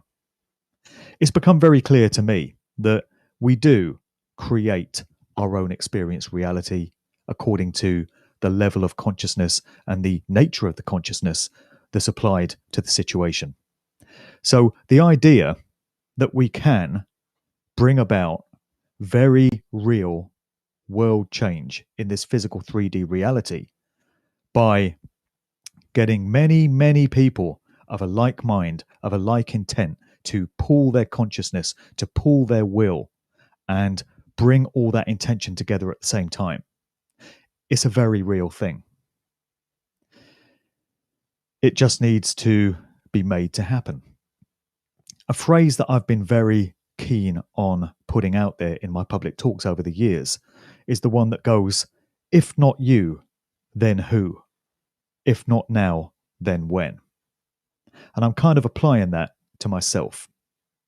My mind goes back to something that the late Ian Crane used to say to people in the fracking community or anti-fracking community that he was a part of, and also his team at the Alternative View conferences. So Ian used to say, if you can think of a job that needs doing, it's yours.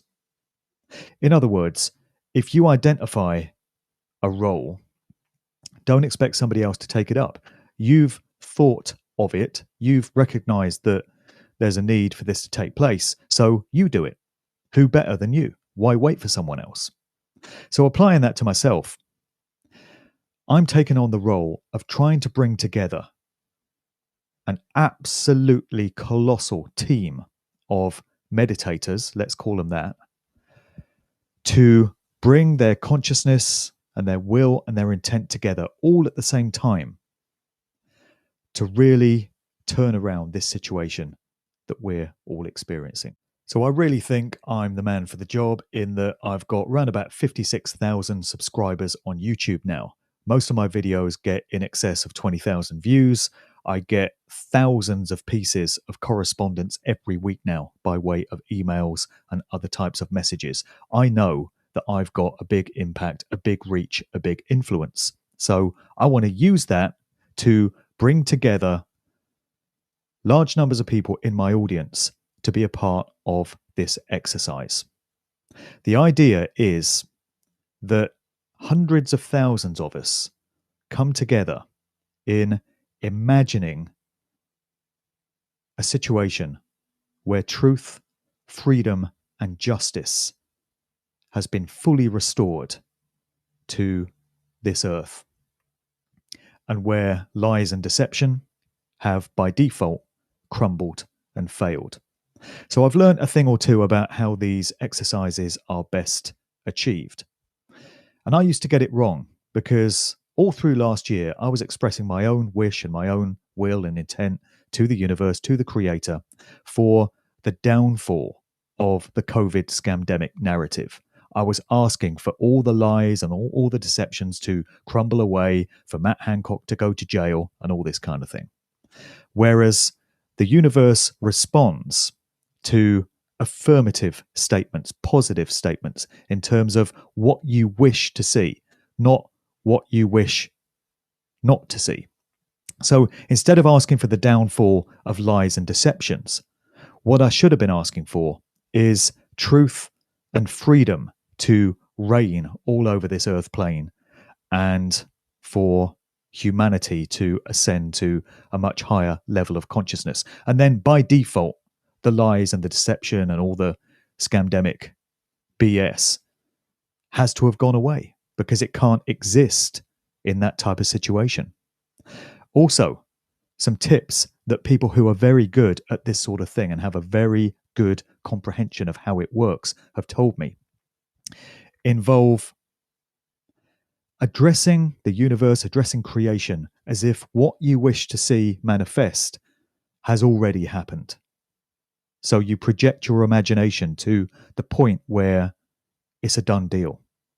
So instead of asking the universe to facilitate the restoration of truth and freedom, it's far more effective to make the statement that you are that you are grateful, that you have gratitude and appreciation for the fact that truth and freedom has been fully restored upon this earth.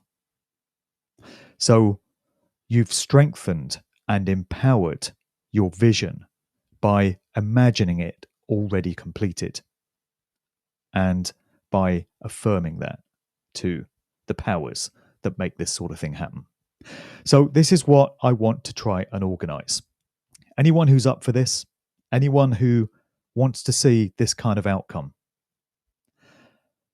I would like us all to come together at a coordinated time and send possibly the most powerful accumulation of collective energy and positive intent out into the ether, out into the morphic field than has ever been seen before.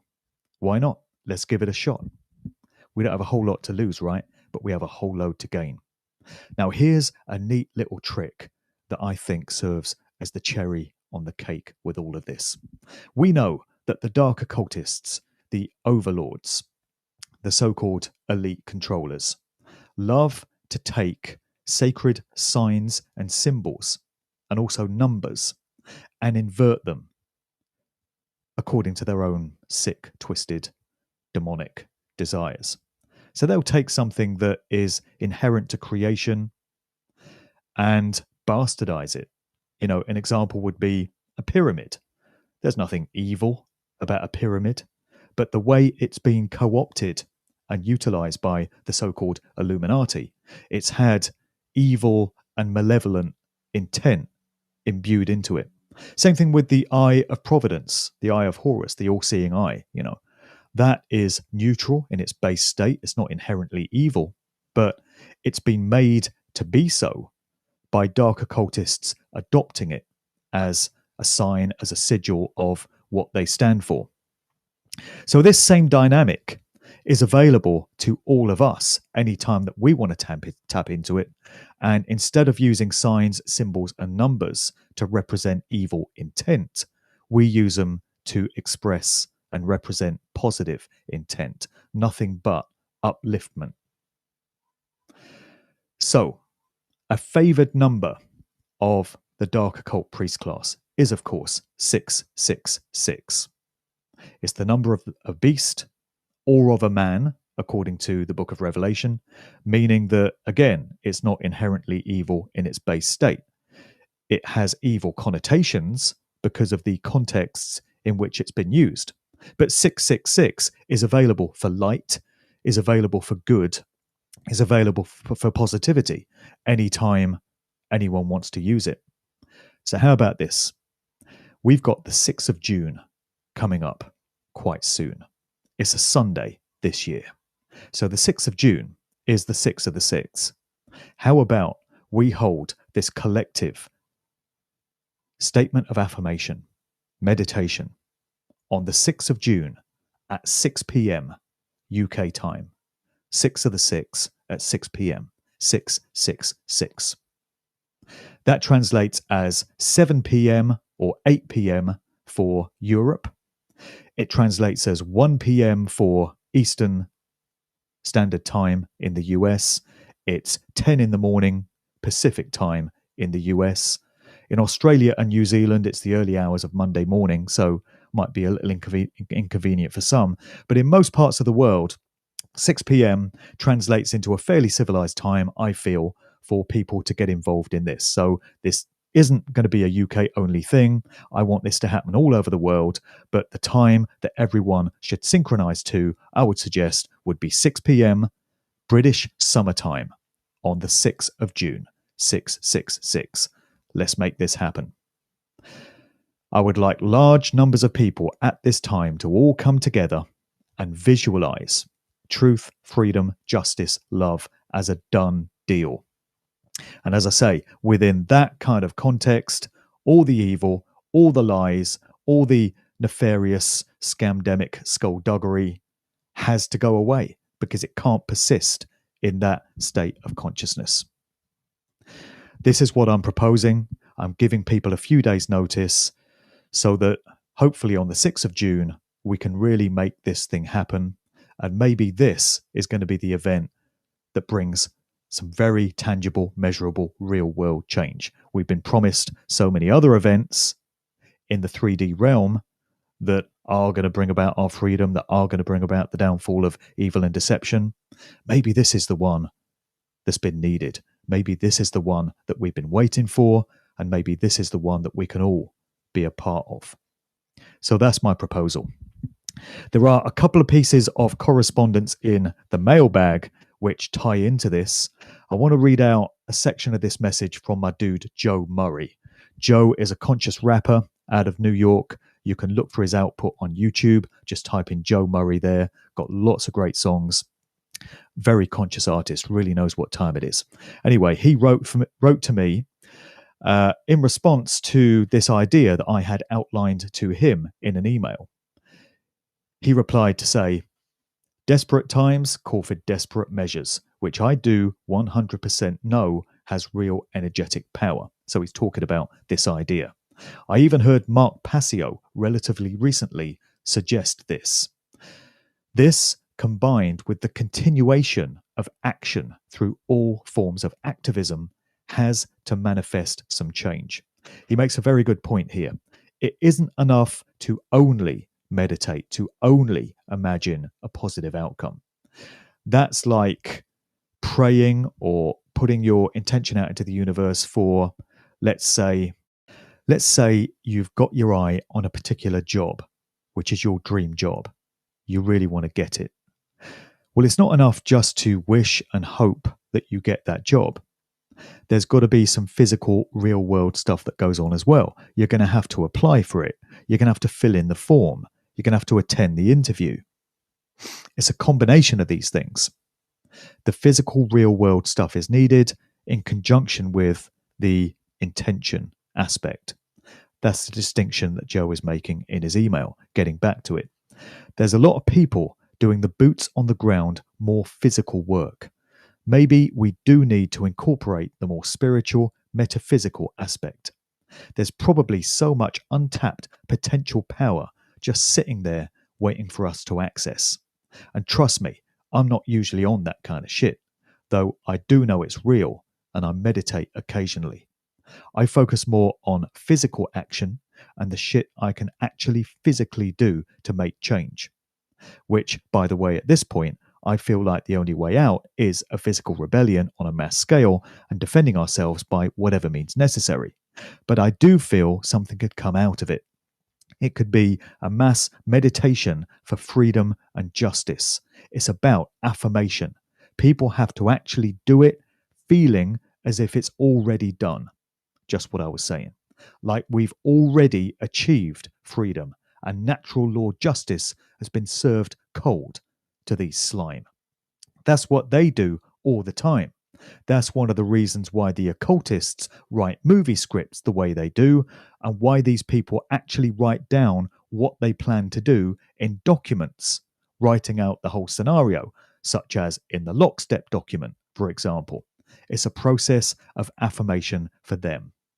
So our opponents are using these spiritual, metaphysical dynamics. They don't have the monopoly on them. They don't have the exclusivity. These dynamics are available for all of us to use, and we've not been using them enough. Another message to read out here. Somebody says, I heard you reading from your mailbag, and a couple of comments caught my attention. Firstly, the chap who spoke about being utterly frustrated and dejected by the apparent lack of positive intervention from benevolent forces in this ongoing battle. I have sympathy for his feelings, perspective, and overview. I've been there myself many times, and it sometimes feels as if we're howling at the moon and that the universe is not listening or responding to our pleas and intent for humanity to see the planned destruction of our families, communities, and our precious lands. Well, that's what the opponents want to achieve. In response, I would offer my perspective, opinion, and understanding. Every empire falls, eventually. Entropy cannot be circumvented, and as each empire falls, the greatest upheaval, trauma, and release of negative satanic forces are unleashed onto the people. The Irish have a saying which I believe is pertinent. The night is darkest just before the dawn. I feel we're nearing these times, and the cabal are throwing everything they have at us in a death dance of lunacy. Now is the time to regroup and double down on everything we're engaged in presently. So, what better way to set the scene for what I hope to achieve here in terms of this mass meditation statement of affirmation, positivity exercise. The so-called elites do it. Time for us to be doing it. And by the very restoration of the values of truth, freedom, and justice, their evil and their deception cannot continue. 6th of June, 2021, 6 p.m. British summertime. Let's make history. Who's with me? I know you probably haven't traveled.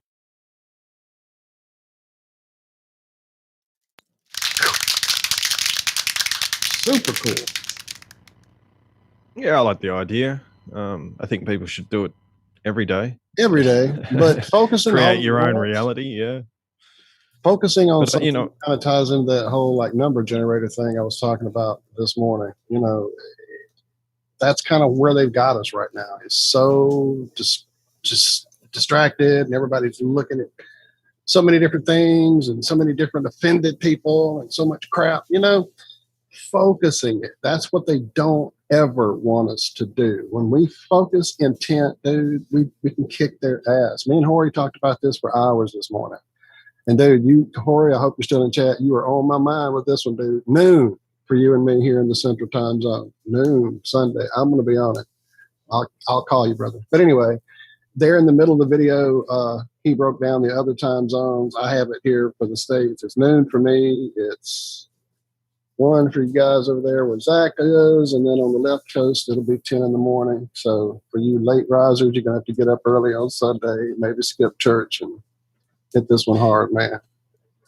Well, I like the idea daily of thing, focusing on this justice and peace and things like that. I think that was a big part of the old world as well. So I like that's what you have to do when you have your intent. You don't think about how you're gonna get there. You focus on the end result and then have that as a complete signal or a complete package to send out. So I think it was spot on there.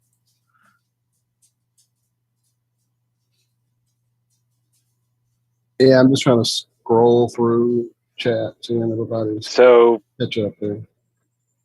I would think that some visuals, maybe like how long do they plan on doing it? An hour? Did he say? I didn't even hear. But just visuals of people helping people. All these good things happening around us at all times. Just some pictures of it, just to go up on screen for people to really focus their energy. Some people have that visual mental ability where they see things and other people don't. I'm one of those that I see pictures when I think. I know Bob is the other way. He's very technical and calculated, and he just doesn't see it in like 3D, like an image. He works differently. So yeah, I think a visual something would help some people. Maybe get a nice painting of something beautiful to look at while you're doing it. That you make a good point, because I think the old world did have visuals all the time around them. I'll show you one right now. This is a symbol of the sun, or the symbol of the Lady Justice. They had these statues, things that did symbolize this ideas of peace and holding to the law, and those ideas were all around them. So even if you've got your own symbols or whatever it is, but I think we should recognize that there is these symbols all about us, and that goes for that eye of providence and things like that he was talking about as well. How that's being corrupted and sort of misunderstood. I'll show you a picture of that, and it sort of goes back to that 8-signed zodiac as well. I'll try and pull it up. For some reason it's not showing. What's up, Allison? I see you there. I'm not still sharing, am I? No, I'll let it go. What about cymatic representation of the frequency meditating? Yeah, exactly. You could use whatever sort of helps you get into a mindset. So this eye of providence that he was talking about, we can see that the geometry behind how it is actually created with this little lens that's awesome. shows that 8-signed zodiac, and so there's a geometry behind this symbol, and it's not something evil. And you can see it's a symbol for Mercury, and this triangle is inside this Polaris point inside the zodiac. So this is, in a way, we are this we are the singular point in our own worlds.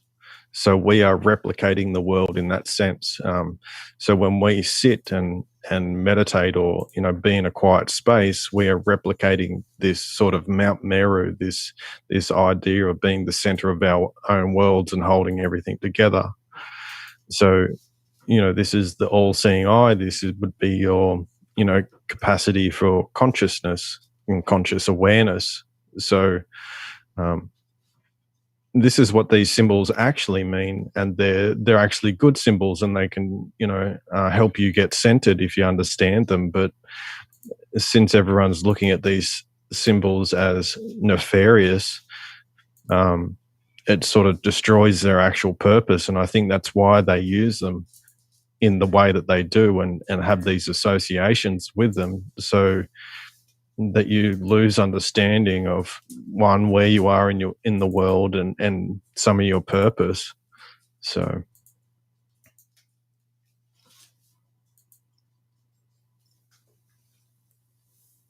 that's my well rant. said, Lucas. Well said, brother. Oh shit, bro. So yeah, find something, good and nice, something to maybe focus on.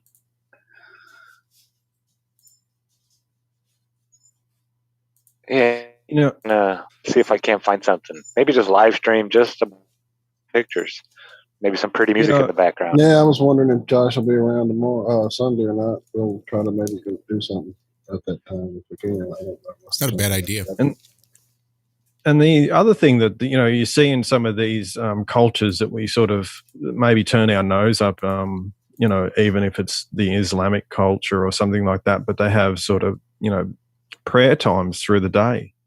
So they're sort of doing this on this type of thing on a daily basis, and they're putting symbolism into their actions, facing a certain way, and like I said, the dawn is this idea of a new world being created, like it's created every day. So to be in that sort of headspace and meditating on your own world and things like that is all part of this. I think it's not something to do at a singular time together, although I think that is good. But I think it's sort of a daily practice that we maybe need to get back to in some semblance.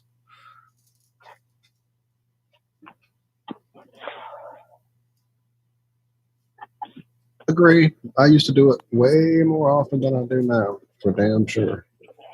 More than once a day. So, yeah. It definitely is something you can easily get distracted from, and that's part of their game. Here's lots of toys. Enjoy. Don't ever let that mind quiet, whatever you do.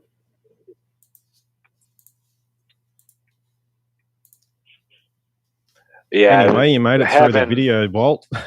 Yeah, we didn't get shut down. No shot down. Right. A plus. Mark will have us off the air in about 3 hours. No, I'm just kidding. But yeah, I think it's a great idea. Man, his channel got really big. Yeah, that's what's up. That is awesome, man. I remember, wasn't it like 5,000 or 6,000 when we first had him on? That seems about right. Yeah, something. Yeah, not too far from where we were when he was on. Yep. So that's good that things have been blowing up like that. Well, he's been he's been hitting it hard, and doing a lot of self work, a lot of intent work. It sounds like so that is key. Yeah, it's one thing you do have control over changing in any kind of respect is that person in the mirror.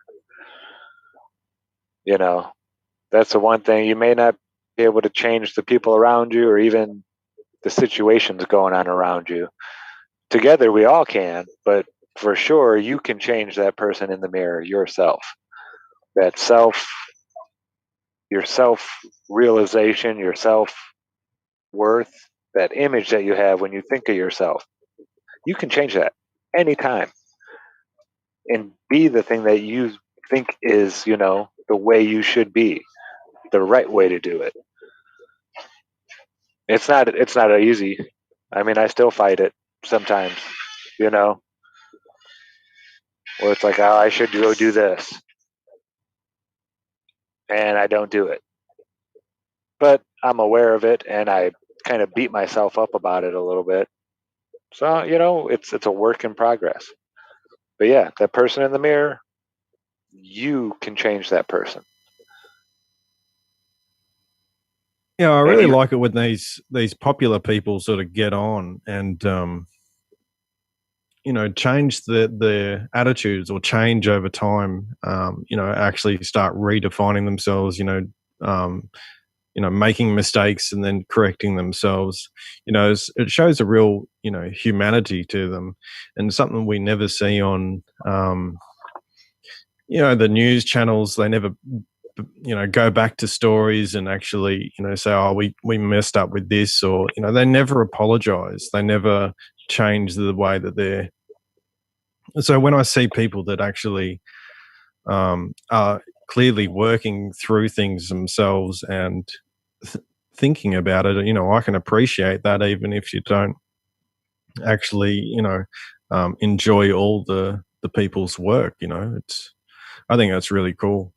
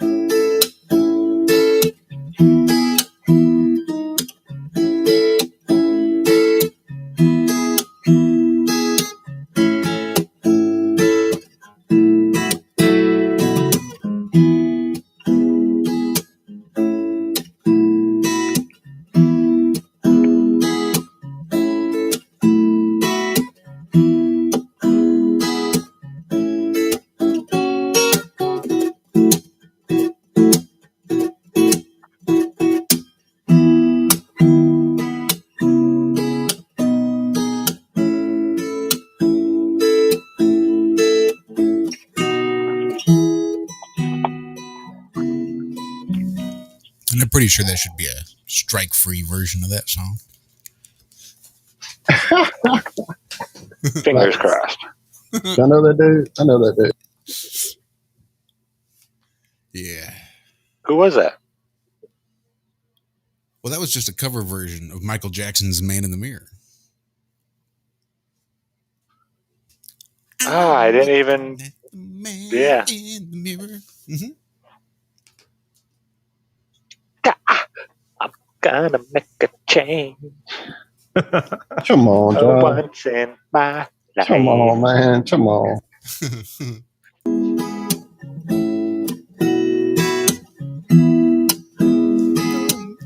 Shout out Enlightened Dawn. Love you all so much with the super chat. Thank you, Dawn.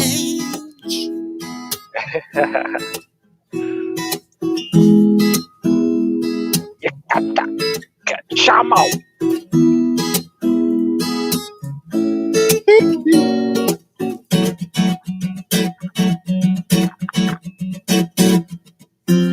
But truly, thank you, Don. Love you, babe. All right, I'm done. This is good stuff. But what I really want to hear is Michael, and I don't think I have the rights to play that one. Yeah, that song gets me every time. Yeah. Every time. That song changed my life. It did. First time I heard it. It's so powerful and moving. Yeah, I was just like, wow, I want to be a better person. Just a great artist. You can understand why he was, gotten rid of. And if you can actually find him, some of his last speeches he gave, he was talking about your whole history you've been taught your whole life is a lie. We're going to expose this. I'm coming out. We're going to tell all the truths and blah, blah, blah, blah, blah. And that tour never happened. He died before that tour could even get off the ground. Or did he? I doubt he's with Epstein. I doubt it. From videos I saw, he was at his own funeral. So I'm just, hey. Yeah, I've seen some.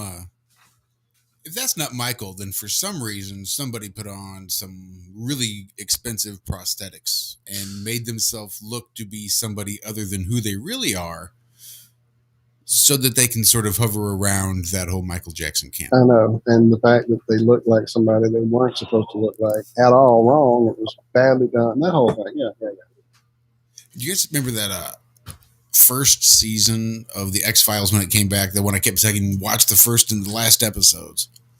Well, one of those in-between episodes, the cigarette smoking man gets like burned real bad, and they stick him, and he's like regrowing his skin and stuff, but they can never get his nose right. He had to spend all this money and all these resources, and they could heal him faster and make it almost without scarring, but he never could quite get that nose right. So the cigarette smoking man always had to wear that prosthetic nose. There was that strange correlation there with Michael Jackson. I don't know if they were trying to say something there, reveal some interesting tech. I don't know. But again, there was definitely several things probably being disclosed on that first season of The Return of the X-Files, the newer version. But yeah, first episode, last episode, play them back to back. And I think you'll see what my takeaway from that season was. Yeah, I wasn't impressed at all with it. And I was an X-File junkie, but that was before the internet really came out, And I go back and watch the old X-Files, and it's like, right. Wow.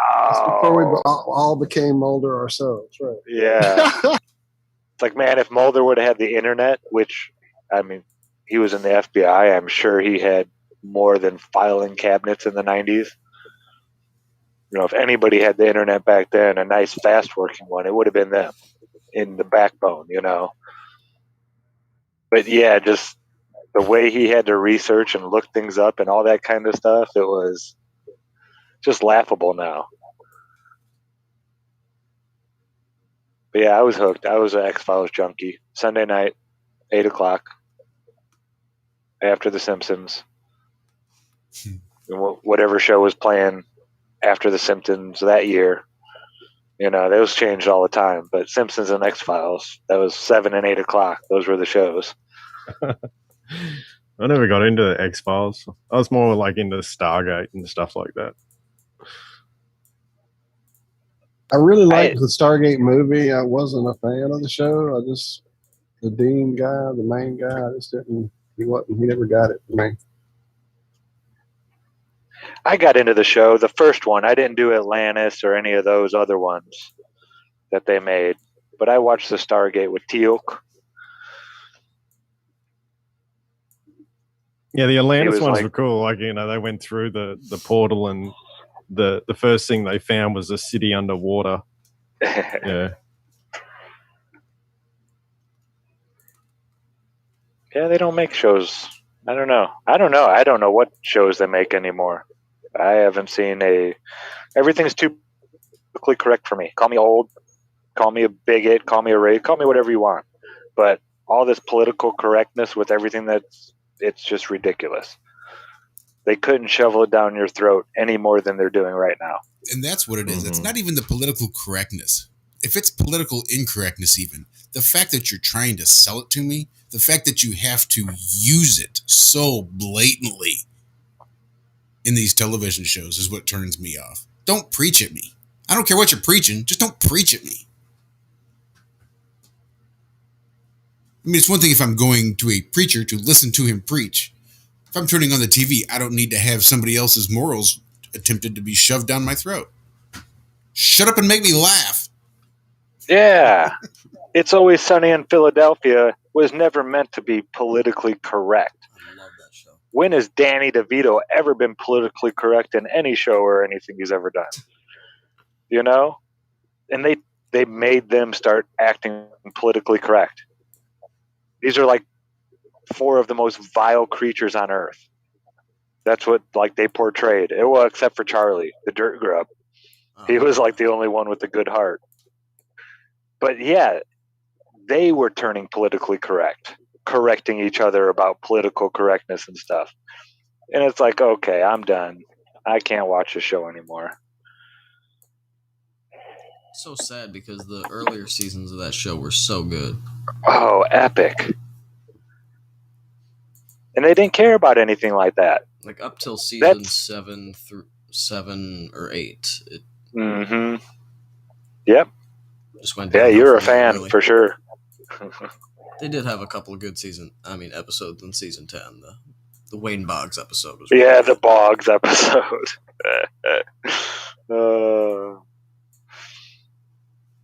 But one show that isn't politically correct at all, one of the reasons I still watch it and love it, is Rick and Morty.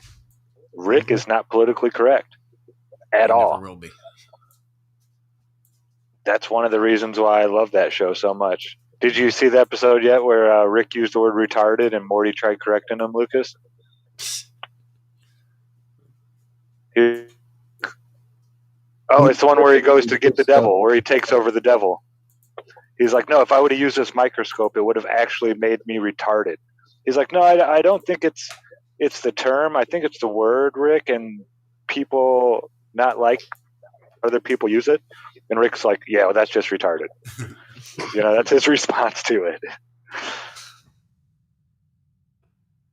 So, yeah, I mean, politically correctness hasn't hit everywhere, but you can see the shows, well, I think Rick and Morty's pretty popular.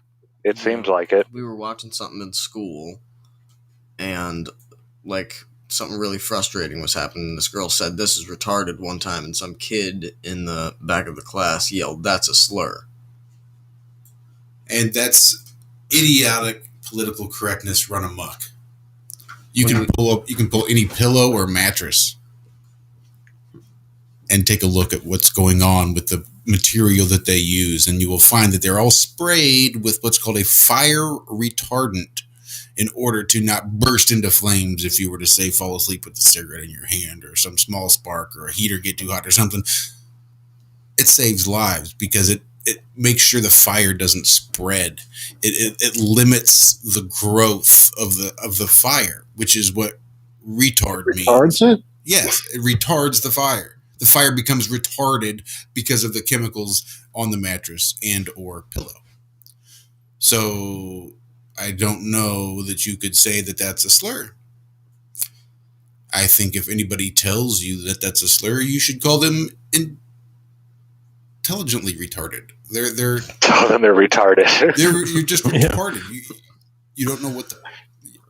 Well, that's the same as when you retard the timing on an engine, right? You know, to actually tune it in, so you're turning it counterclockwise or backwards. It's got to slow it down. You got to get a little slow. Sometimes I'm pretty retarded in the morning. Yeah. Amen, brother. Mm-hmm. I just cracked my phone this week. Yes, sir. I'm right with you. 30 seconds after I wake up. Turns out my grip isn't what I think it is. Doesn't have anything to do with the size of these devices they're making us carry around now.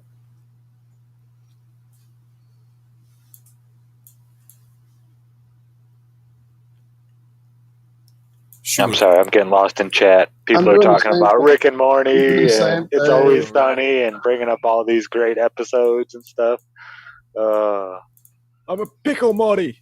A pickle Rick. Did you listen to that Echo song yet? I'm a pickle. Season 3, episode 3. My favorite one is still the VAT episode. Just throwing that out there. Oh, yeah, just watch that. Are you dying of dementia? What? How are you talking to me like this? Since when did you get so? Since I saw you fail, Rick. Since right now. He gets him good in that one, doesn't he? Yeah. That turns the whole thing around on him. Say, I like the vat. I like the vat. Kiss the vat.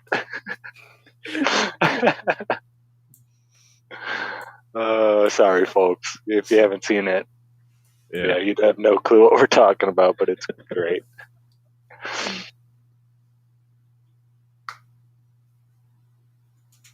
But yeah, one of those shows that doesn't care about being politically correct and is doing great. Gangbusters. People can't wait for the next episodes to come out, you know? Mm-hmm. Where I can't tell you another TV show that's going right now. Couldn't name one. Not one, probably. Unless it's an old one that's still going. Unless you can.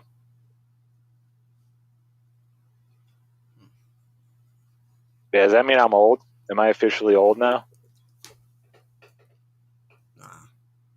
No. Yes. If you have to ask, the answer is no. When you're old, that's Zach, a maybe. You will know it. There will not be any question. You'll be like, oh shit, Yeah. I'm old. I was talking with the 91-year-old next door earlier, talking about how much fun I'm going to have when I'm her age, and how sorry I feel for the people that are going to have to put up with me. Yeah, I'm going to be such a prick sometimes, just for fun. I mean, you got to get bored. They're that old. Can't drive. They took her license away. You know, they got crap on TV now. So yeah, I want to be that crazy old guy walking down the street naked.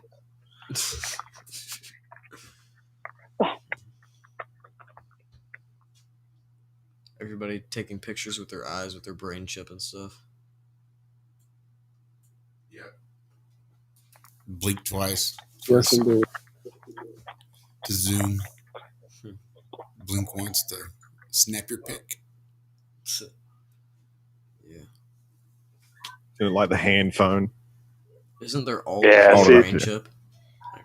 Terrestrial Mac in chat, he shares my sentiment. He says, I look forward to being a miserable old codger. Just loading up your pockets with stuff at the store just to see what you can walk out with. Sorry, I'm old. I thought I paid for it. Well, I hope to go the opposite direction. I don't want to be miserable when, old culture when I'm older. I want to be, a chilled out Zen dude. So, Oh, yeah, that's what I'll be most of the time. This will just be when I'm having fun. I'll always be Zach. But, yeah, I think once you get old enough, you have the right to kind of do what you want. Mess with people, Have a little fun. Don't go breaking stuff and hurting people's, persons or anything like that. But, yeah, I think you deserve a little. Why do you have to wait till you're old, Why do it now? Get your clothes off, Zach. Let's see you do it. Go stir them up. Nemo says I should probably at least wear like a robe. Have some semblance of decency. Right. Just a little bit. No belt, but you got to make sure there's the robe. Like, you can still be kind of naked. You can still, wave your junk around and helicopter that all you want. Just make sure you're wearing a robe. Free flowing. Helicopter and it, bingo. For all the older ladies there. Did you guys ever see that I-69? Did you guys see Bad Grandpa? Where the guy's balls are hanging down to his knees. And he'll be wearing short shorts and he's got them hanging out, walking around downtown. Oh, it's horrible. Oh man, yeah, that was a funny show.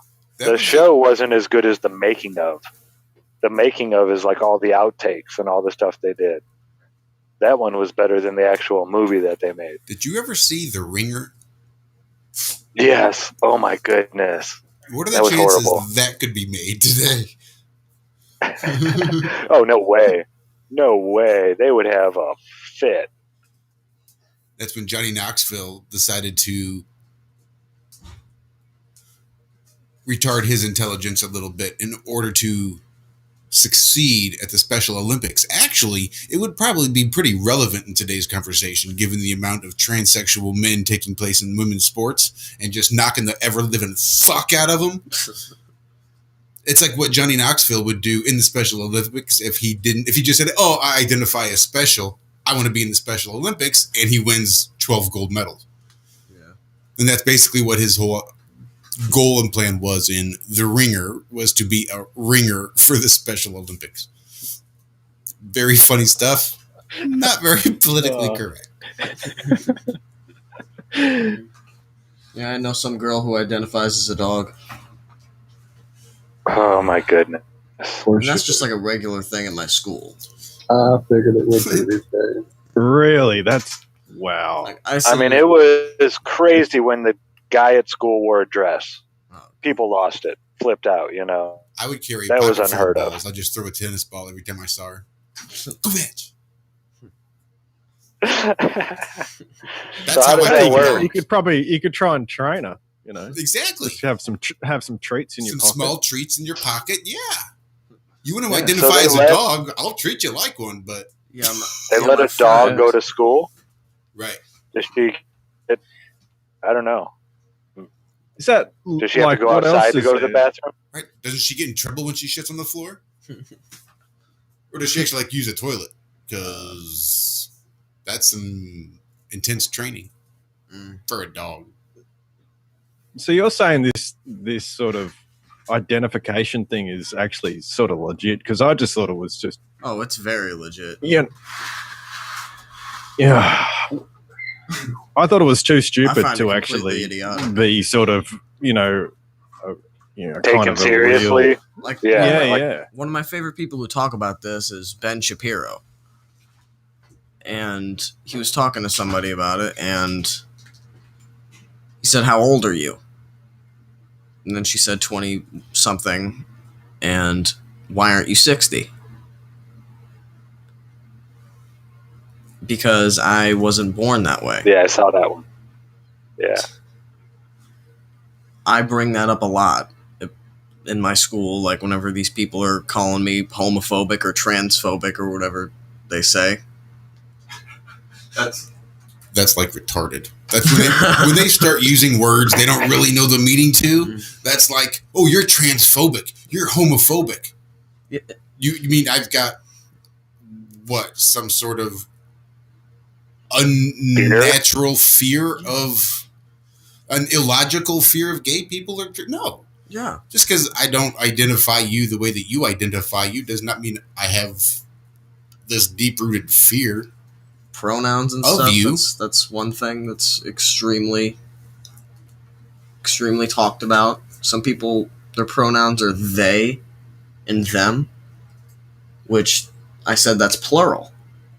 And that's fine. How are you more than one person? We're trying to get our good buddy Jerry Marzinski back on, and I think for people that there are people with personalities in them that may require more than one pronoun. If you're completely batshit fucking crazy, use they. Cool. Yeah. But if you have any semblance of sanity, then you've got like some chromosomes, and they're going to identify the way that your cells actually form and what cells form. You'll be like, know what sex you are. You can identify however you want, but you're going to actually be one thing in reality. And that's what I want to identify with reality. I don't care how you identify yourself. Be a dog, be a cat, be a man, be a woman. That's fine. But what are you in fact? Not indeed, but in fact, what are you? And I think we'll physiology. never find Yep. Sorry. Don't mind. Boys have a penis. Girls have a vagina. Oh. What movie? Mine's a tumor. When Zach gets old, he's going to show everyone that he's male. Oh, yeah. Or at least a large package. If not male. Anybody remember that movie? A little boy Cop. says the line. Kindergarten Cop. Yeah. Nice. Yeah.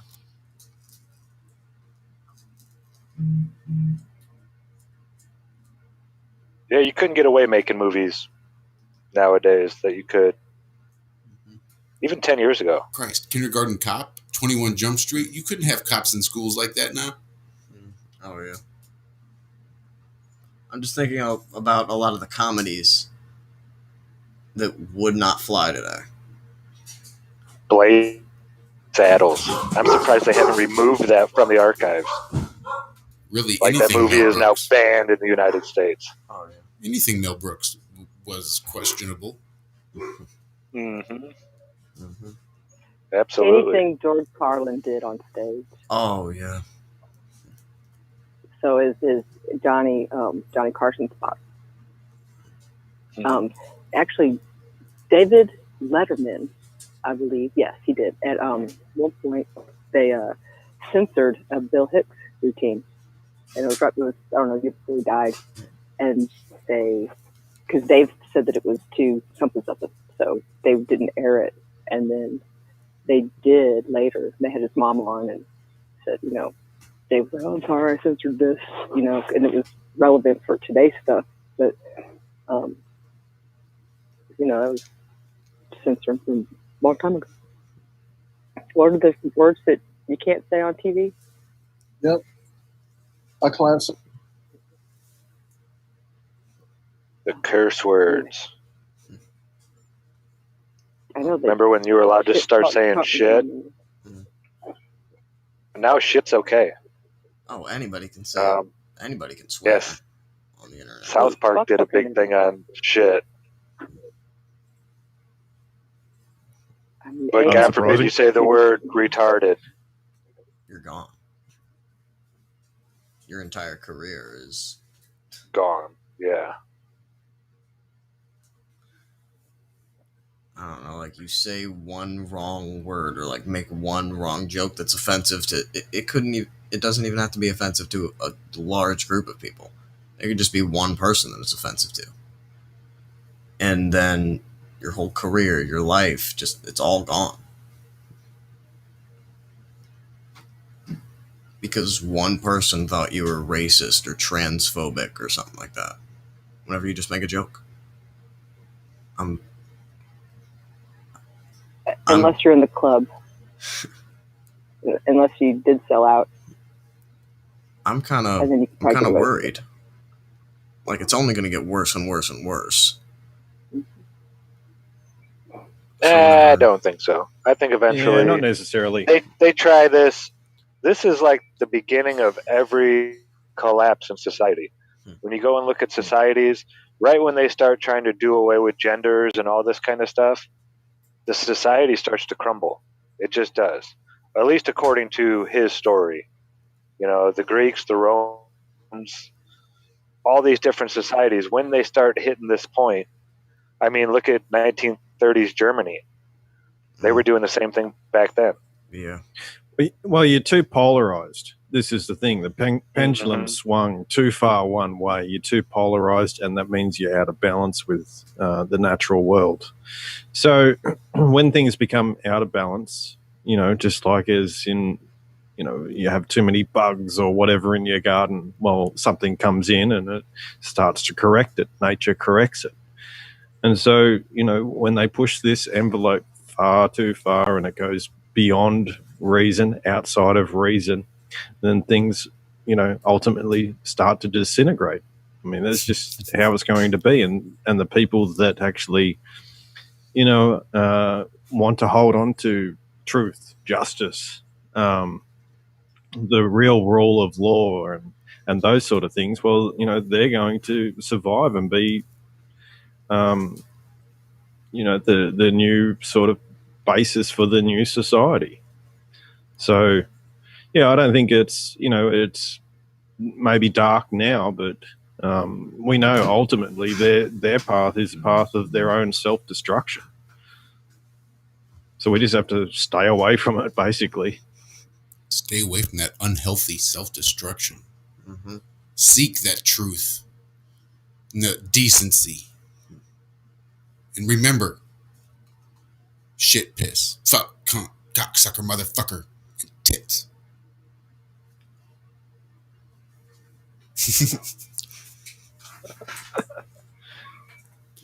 Thank you. I need to write those down. Don't feel bad. I had to look them up. I figured somebody by computer might. If you want to see a very concise summary of today's society, look for his routine on stuff and where we keep our stuff. Oh my God, you'll be pissing yourself.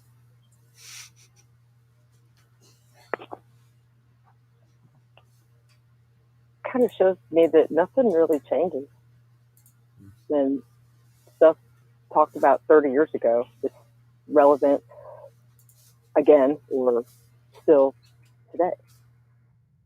You know? Yeah, well, they're still pushing the same agenda, and it's they're progressively trying to push it every so often, get it to where they want it.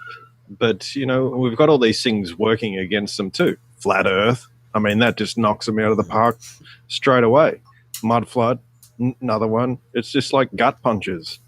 Even when you look at the monetary system, wow, we got silver, we got cryptos, we got all these different little elements that are just like little, side punches to them.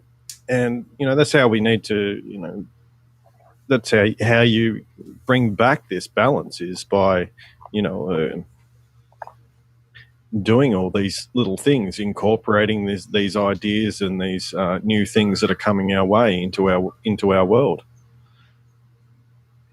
Plus, we still got real science on our side as well with the flat Earth and all that. So, that's where your reason and logic come into play as well.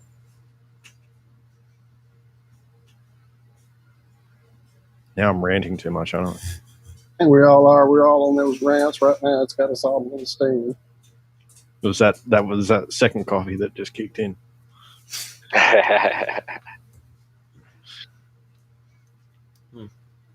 So last week we were talking with Corey, and he was talking with us about entities, and I got to see my person this week, who I had the question about. Right. And I have a green bubble of love around me the whole time, and I did. I ended up. Things happened, and I just put my hand on her chest and told her how much I loved her. And this is like in front of all the kids too. And she kind of smiled and was chill. Awesome. Awesome. Yeah. Awesome. We're definitely going to reach out to Jerry Marzinski. It seems like his name has just been bounced around too much. There's too many times we're all talking about this topic. It seems super relevant right now with the times we're all in. So, yeah, definitely getting him back in here. And then he had a friend that he had talked about maybe having come back with him. So when I do reach out, I'll make sure and see how that might be part of the event as well. Perhaps. Yeah, Jerry did more of the audio hallucinations where his buddy actually focused on visual hallucinations and schizophrenia. And I believe they both drew the same conclusion after their years and years and years of practicing, that there are things out there that we cannot see that do reach out and talk to some of us. It's not all of us, well, they do reach out and talk to all of us, but some people listen and then they kind of focus on them. Like these being, you'll have that crazy thought in your head. You'll be driving down the highway and all of a sudden you'll have this thought, I'm going to run right off the road and go smash into that other car head on. Just out of nowhere, all of a sudden you have this crazy thought. And then you're like, what? Why did I have that thought? That's them whispering in your ear. And by you being like that, having that reaction, they know, okay, this isn't one of the people that, they're just fishing. But when they do get somebody and they actually do what they tell them to do, they're like, ooh, that's a strike. Now we're going to keep poking and prodding this person because they respond to us. So there's these beings, the shadow people, some people call them. They've throughout history have been spoken about, even by, indigenous tribes and whatnot, talk about these beings, these shadow beings. And yeah, has spoken to them. Jerry has, through another human being, but he knew that that was no longer the human being that was conversing with him. Like all of a sudden it was a frantic, scared human being that turned into this lifeless, dead thing that was just staring at him. And then all of a sudden it like snapped out of it and he was back to a human being that's sitting there shaking and scared and frightened. And yeah, the stuff that this guy talks about, what was it, 29 years he practiced psychology? Yep. In some of the not greatest places, prisons, stuff like that. He said the best stuff he got was in the ER because he was the only person there. He didn't have anybody overlooking him. When he first started, he wanted to talk to his patients about voices, and his higher ups told him, no, we don't do that. The voices aren't really there. We don't encourage, right? We don't want to encourage that, right? Where Jerry wanted to, understand. And yeah, he's got a book out there. Go check it out. It's mind-blowing stuff. But yeah, I'd love to have him back on again. That is, and it's weird because you'll hear people that, don't talk about this stuff, just mention it in passing. I heard David Weiss mention it to he was doing an interview last week. And he mentioned that he saw a shadow person one time and then he just put it out of his head and, he doesn't think about it, blah, blah, blah. But yeah, these things, they affect so many people. And it's weird because a lot of people don't want to even breach the subject and talk about it. I know the first time scary as shit. That's why. Yeah. I had Freaks me seen out. one in my cousin's room when we were young. And the next day I asked him about it. I was like, do you have this shadow thing in your closet? That he's like, I don't want to talk about it. Don't bring it up again. He's like, I know, and I don't want to talk. It was weird. He was like terrified all of a sudden, just out of the blue. I had this group man and a box lady at the end of my bed. I know that's weird, but they were there. Well, if you have the dark ones, there's got to be light ones too. Yep. Where are the light ones? Yeah, they were mean or anything. They were just there. So cool. Yeah, we are the fifth element. Fucking A. You'd be surprised how much that encoded. I have to watch children's show. Yeah, I have to watch children's show, and I was like watching Frozen too, and that whole thing's all about that. Your four elements, and they combine to create the fifth element, and you are the fifth element. And that sort of goes back to these old ideas of basically how, we are that sort of Mount Meru, that central point. So yeah, it's cool. It's cool how they encode it. I don't mind how they do that sort of stuff. I don't think it has bad intent. That's for sure. Even though it is Disney. Yeah, you gotta watch that Disney though. Gotta watch that shit. That's some bad business. Yeah, I know. But there are some themes in there that are actually quite good.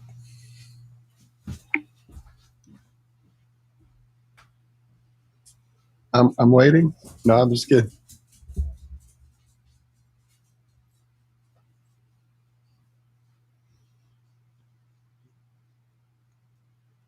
What happened? Nah, you lost, Allison. No, I'm just joking. Was that air? Partly my fault is I'm greeting Michelle. She just arrived home, so my apologies for being less than present at the moment. That means it must be almost 8 o'clock. Yeah, it is almost 8 o'clock. Yep, I just had dinner rolling. That's why I got a little quiet. Yeah, I should have realized that just from my state of current desire for food. And now there's a little kitten down here by my feet looking for food. Everybody's hungry. I love them kittens.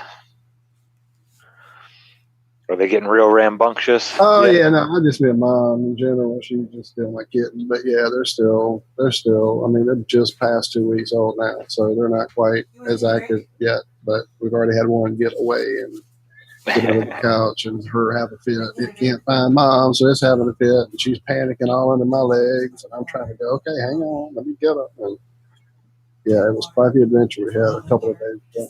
But I think we got her settled into a better spot with them and kind of sealed up any holes they could explore. So yeah, she's definitely. I think she's gotten like recovered a bit from her adventure with pregnancy. So because she's gotten to this point where she'll just jet through the house. Well, you know, Zach, how the house has basically a big loop you can do through the whole house, like through a lap, and she'll do that. Like I'll see her come through here once, zoom. A few seconds later, zoom, here she goes through again. She's just running some of that energy off. So yeah, she's nuts. She fits right in here. She's right at home. She's as crazy as we are. So it works out. It definitely works out. She knows I'm talking about it too. She's looking at that. So yeah, for sure. It's always good. I had a little preview this morning that I was able to get. Oh, look at Lucas already ahead of me. Oh wait, which new song, Lucas? The one you played for us before we came on. I want to save that for last. Yeah. But I want to play the little preview Tommy shared with us this morning as well. Give me a second here. Oh, okay. Yeah. That was pretty next level, man. That really was like, didn't I save it? I didn't take it. I thought I'd saved it off away from Skype. Let me go open Skype. Well, I assumed because I had played it, it would be in a certain folder. It's not there. So I should really find it. All right, let me get my shares ready. It's really not video, it's just some audio.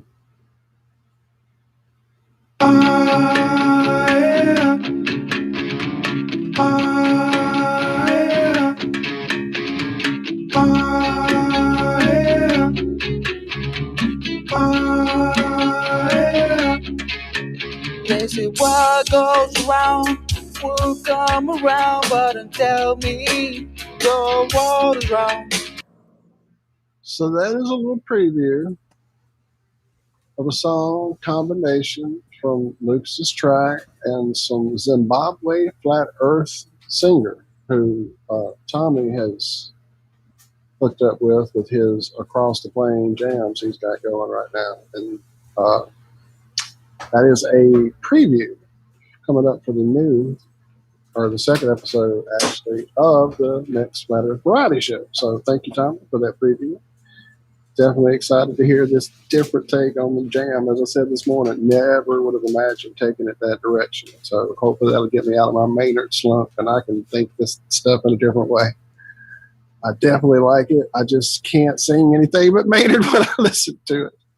Yeah, I know.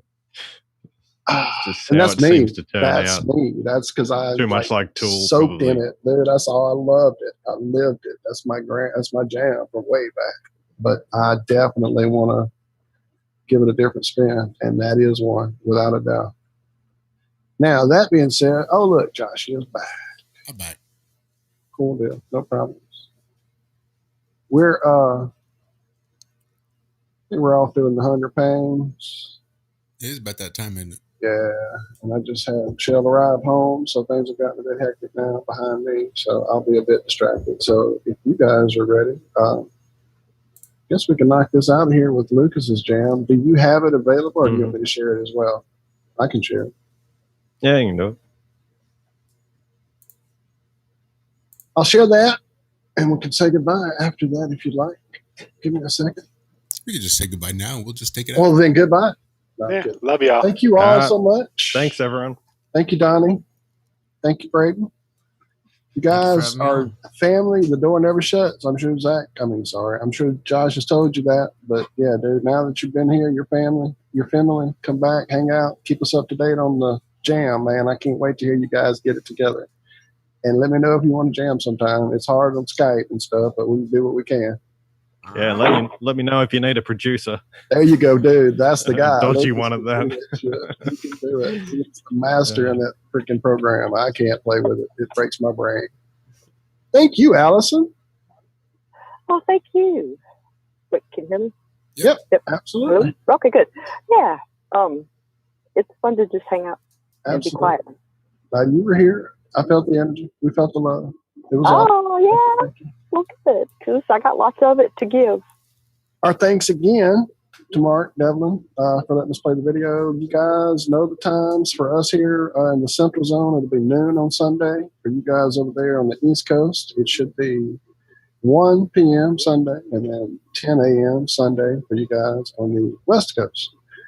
So if you can make it happen, do. Even if you're not able to sit and like find your quiet place and shut down the chattering monkey, if you're just driving around out with the family and can give it a few seconds of attention, all the attention helps, you know. So that being said, Josh and I may be able to get together between now and then and make something happen for a Sunday. We rarely do because that's the time we've devoted to our wives, that we spend so much other time here with you lovely people. So we'll see how Sunday goes as far as going live. But knock on wood, hopefully that'll happen. And it may just we can also get together on Telegram, maybe. We could do that as well. That's right. We have links in the show description for the Telegram chat. Links for the Odyssey channel. Links for about everything, I think. Facebook, Twitter, DLive. Patreon. Don't think I'm on Twitch. I think I gave up Twitch. Only viewers we got Patreon? On Twitch. Donation Patreon? Yeah, I think our Patreon is in there too. Yeah, I think at the bottom we have the Patreon. But yeah, feel free to reach out, contact us. We do have email, though. You know how that goes. Let's see. I think that about sums it up. I got nothing much else. All right, then. Love you guys. Have a great rest of your weekend. Be good, be well. We love you. Bye-bye.